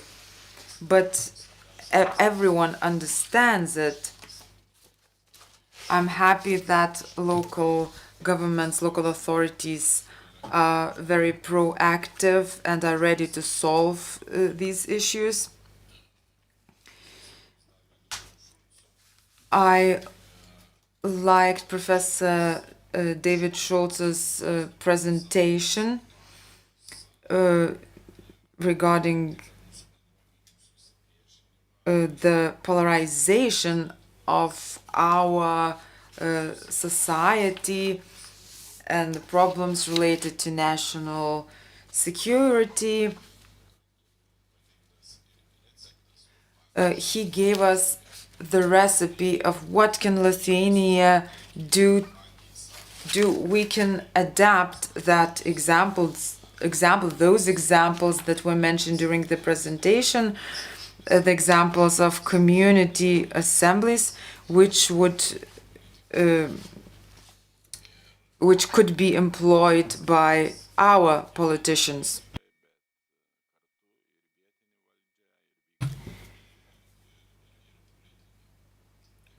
Thank you. Dėkoju. Profesorius Haroldas Koktas norėjo pasisakyti. Thank you. And I noticed especially some of the remarks by Mr. Cacheta regarding the challenges from the health and social field in regard to national security, particularly connected to Vilnius.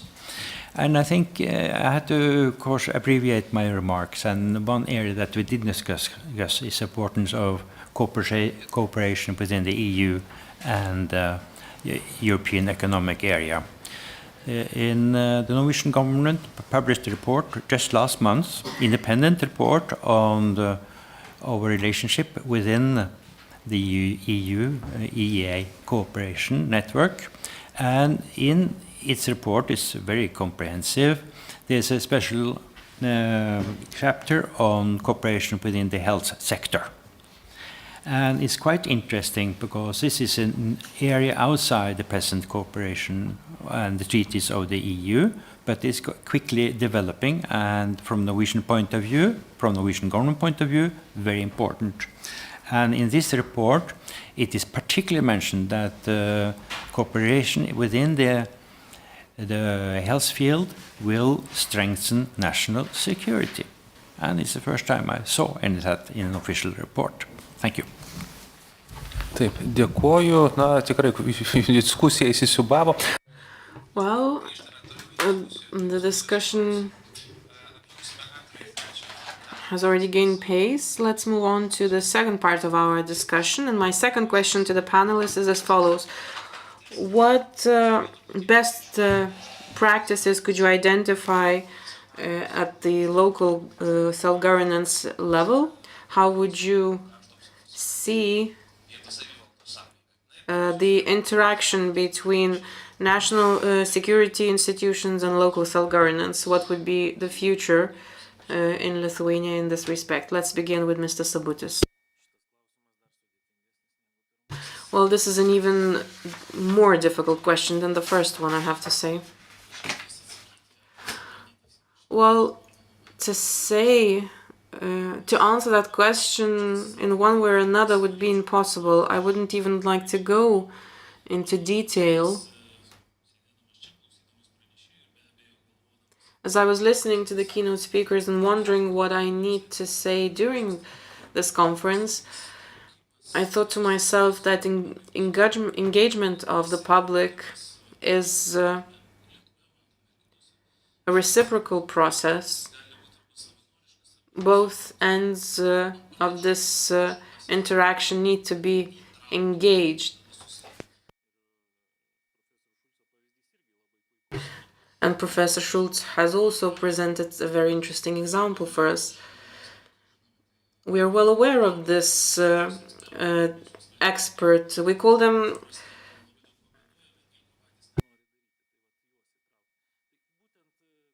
couch experts, and the professor uses the term passionately disinterested. We know how to engage those people, and the system is as it is, unless we talk about the ways how to change it. We have the central government system, we have local self-governments, and to answer that question, we must first of all ask ourselves, what kind of level of transformation are we seeking?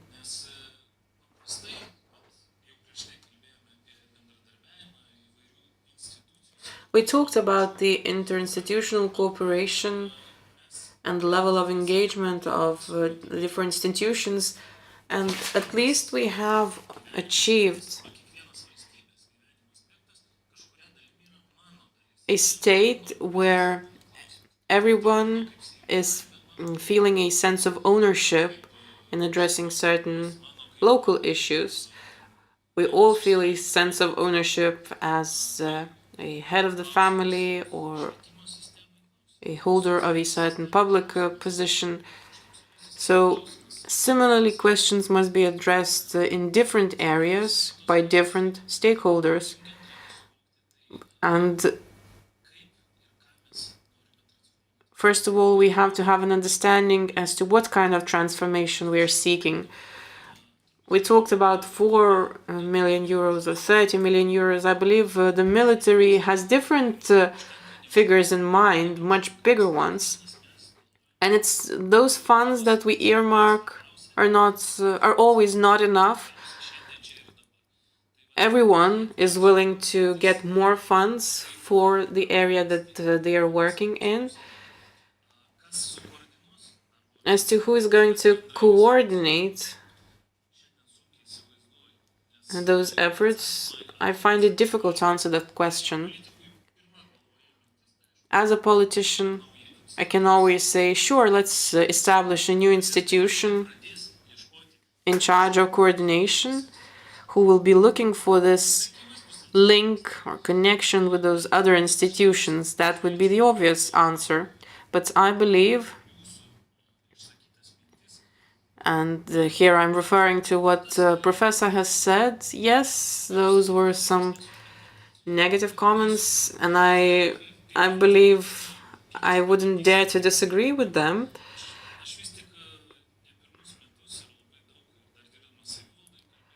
For many years, working in the area of local self-governments, I kept saying that we should focus our efforts first and foremost on education.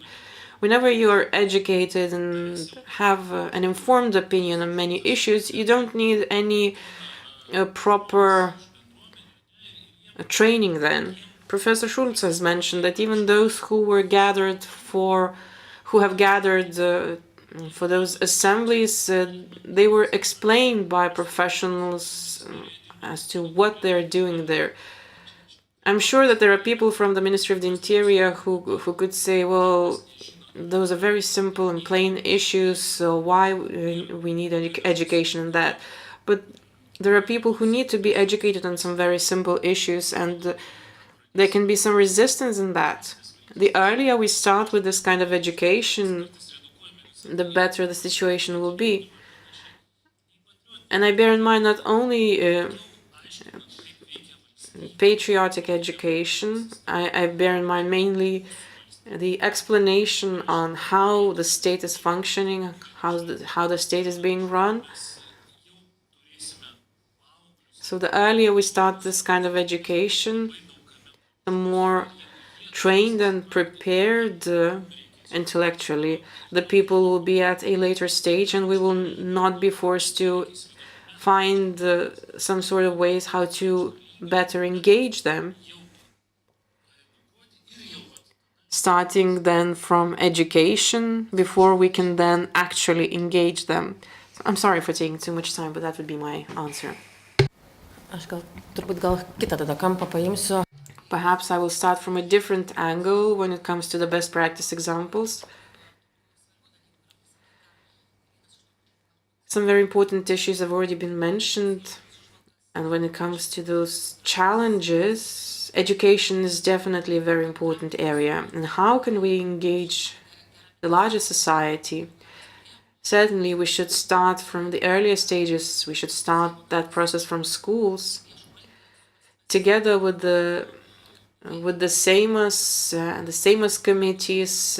Our ministry has started a cooperation with some of the municipalities, which started again as a certain pilot project. This was meant to engage societies and to build a participatory budget together with the local municipalities on board. There are some people who really appreciated this kind of experiment, but when it comes to the entire project and how this experiment was implemented, we have to say that the idea of participatory budget was taken on board by schools as well.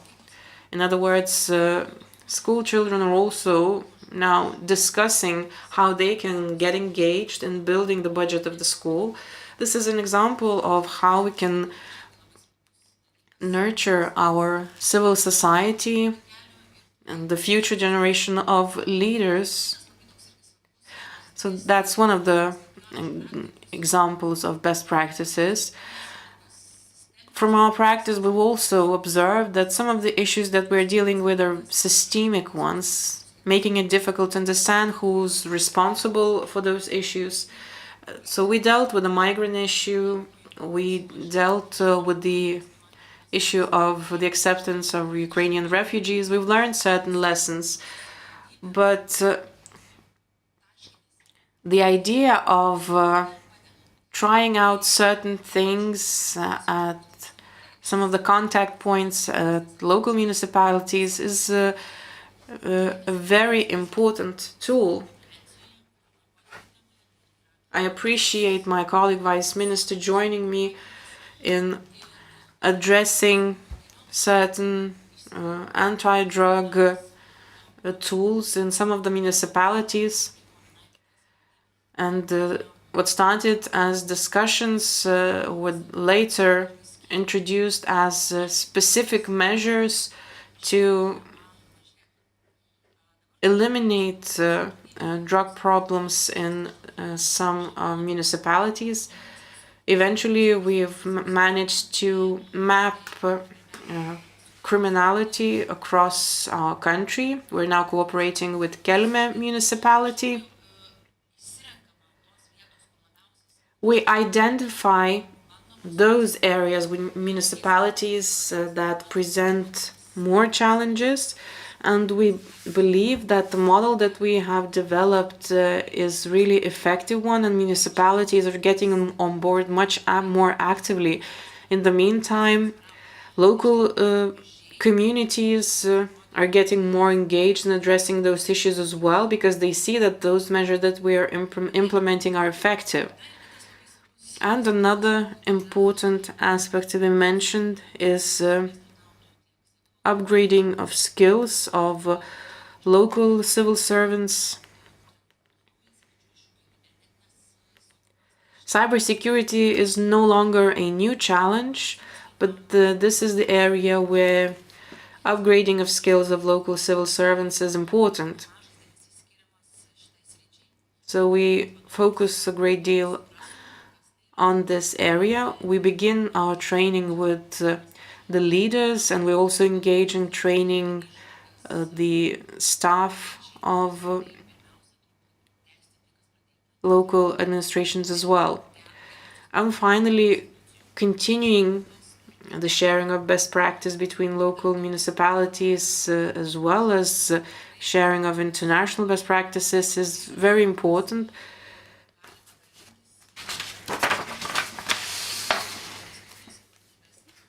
The example of the Excellence Network of Public Governance is a very important one.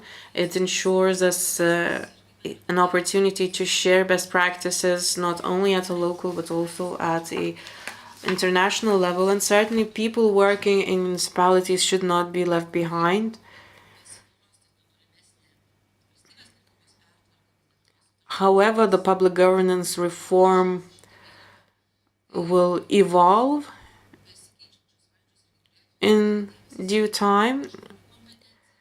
The upcoming new government must first and foremost focus on the skills of civil servants as well as on the payment of those civil servants, because these are the people who contribute to building the future of Lithuania. So that would be on my part. Thank you. Dėkui. Taip, čia mes šnekam turbūt apie tą užkabiną. We're talking about education, but from the military perspective, yes, education is important. But we must have certain platforms which would facilitate the involvement.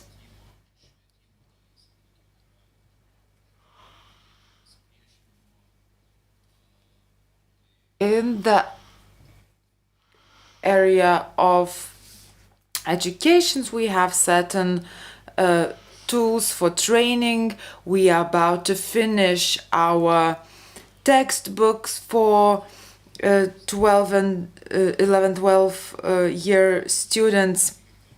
Yes, of course, it's very important.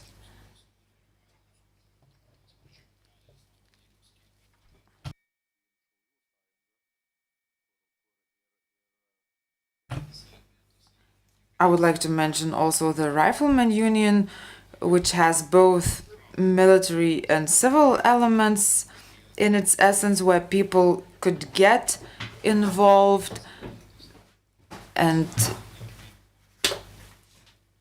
we had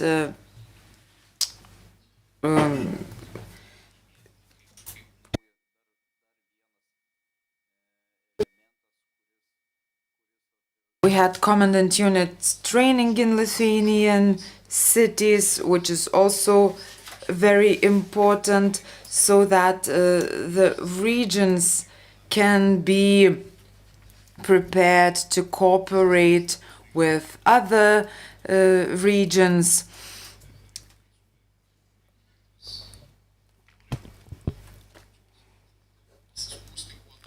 We always think that Lithuanians are constantly complaining and that they want everything to be perfect.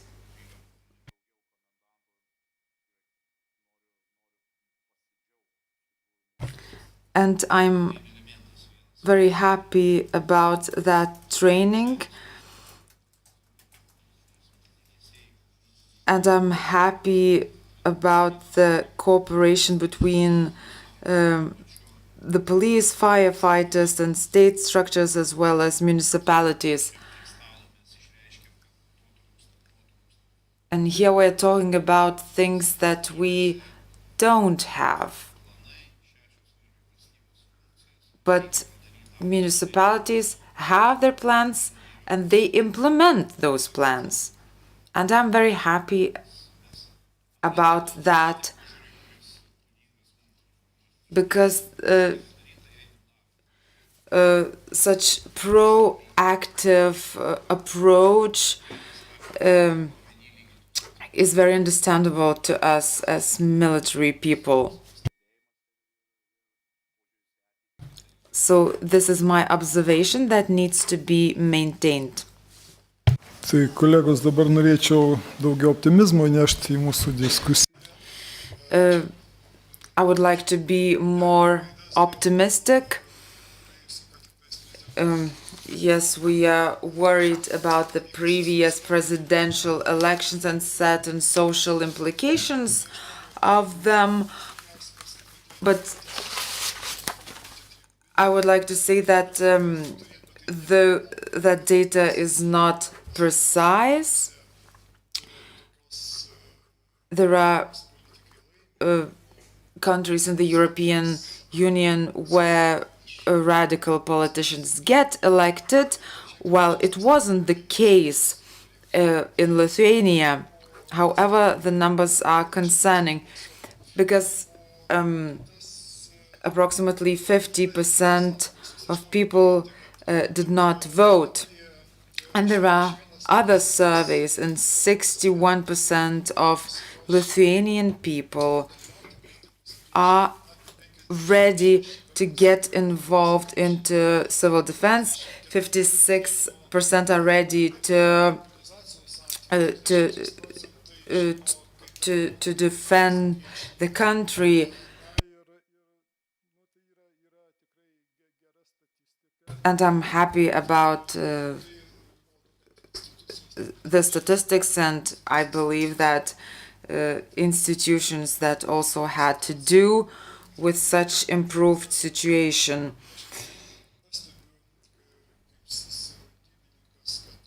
As someone from the local government, I have noticed that after the migrant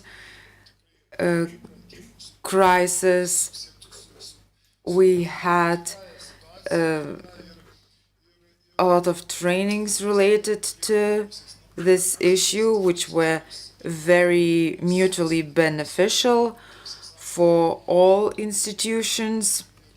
We are also improving our legislation of all levels. And as a member of the Lithuanian Rifleman Union, I'm happy that my institution was tasked with the task of civil education, and of course the security is very important. And I would like to encourage the NGO sector to get involved into that, because the war in Ukraine and Lithuania's community and Lithuania's volunteers are very active in supporting Ukraine. Hundreds and hundreds of people even go to Ukraine to deliver the support for Ukrainians. And it's our duty to ensure that our legislation would not prevent non-governmental organizations for doing their job and for helping. So this is our main goal, to reflect on our experience with Ukraine.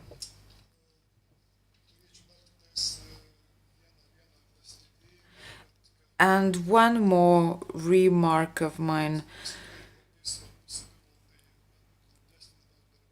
Local authorities need closer cooperation with systems related to shelters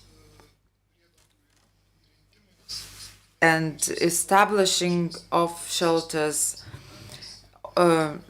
While our local government has solved this problem, however, it's still a massive problem in bigger cities, and the state has to get involved so the bigger cities could solve these issues of shelters. Thank you. Aš irgi gerbiamo mero čia tokia optimistinė gaida iš tikrųjų. Tai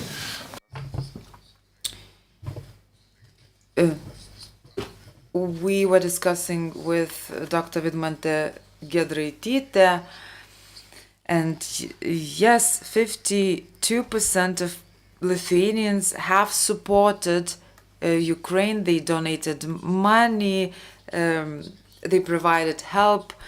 It's a massive percentage, and we should be proud of that, and we should use this potential. And our society would be the main pillar in case a crisis, in case of a crisis, and we should use this potential. Education is very important as well, and we should be more optimistic. That's what I wanted to say, because the principle of public participation should be very effective in case of crisis. Thank you. We still have a few minutes left. We have a few minutes for reactions from the panelists. Vice Minister, as I was listening to my colleagues regarding the Ukrainian experience, it's the topic of accountability and transparency, because it's very important to account for the money spent for Ukrainian support. That would further encourage our society to participate, to help, and we need to increase the society's trust in us, and it's very important to bear in mind. Thank you. Would there be any questions? Have we got any questions on the Slido app? No? Yes. Member of the Seimas, Valdemaras Valkiūnas. I don't have a question. I would like to recap on the cooperation. It's a malady for every government. And as the Colonel said, certain functions overlap among institutions.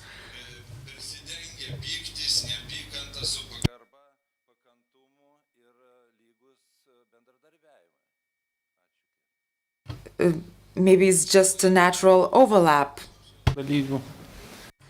Have we got any reactions to that? I can see that we are about to enter our break. Dear panelists, colleagues, thank you for your questions, for your presentations, for your remarks. I would like to mention that after the break, at 1:30, we'll have two panels. Panel A will take place in this very room, in room 218B, and it is called National Security in the Context of Public Governance, the Ukrainian Experience. Panel B will take place in the Kazimieras Antanavičius Hall, Building 3, and it is titled Changes to Ensure National Security and Public Administration Reforms in a Democracy. I kindly invite you to participate in panel A and panel B and to watch it on the Seimas YouTube channel. Thank you.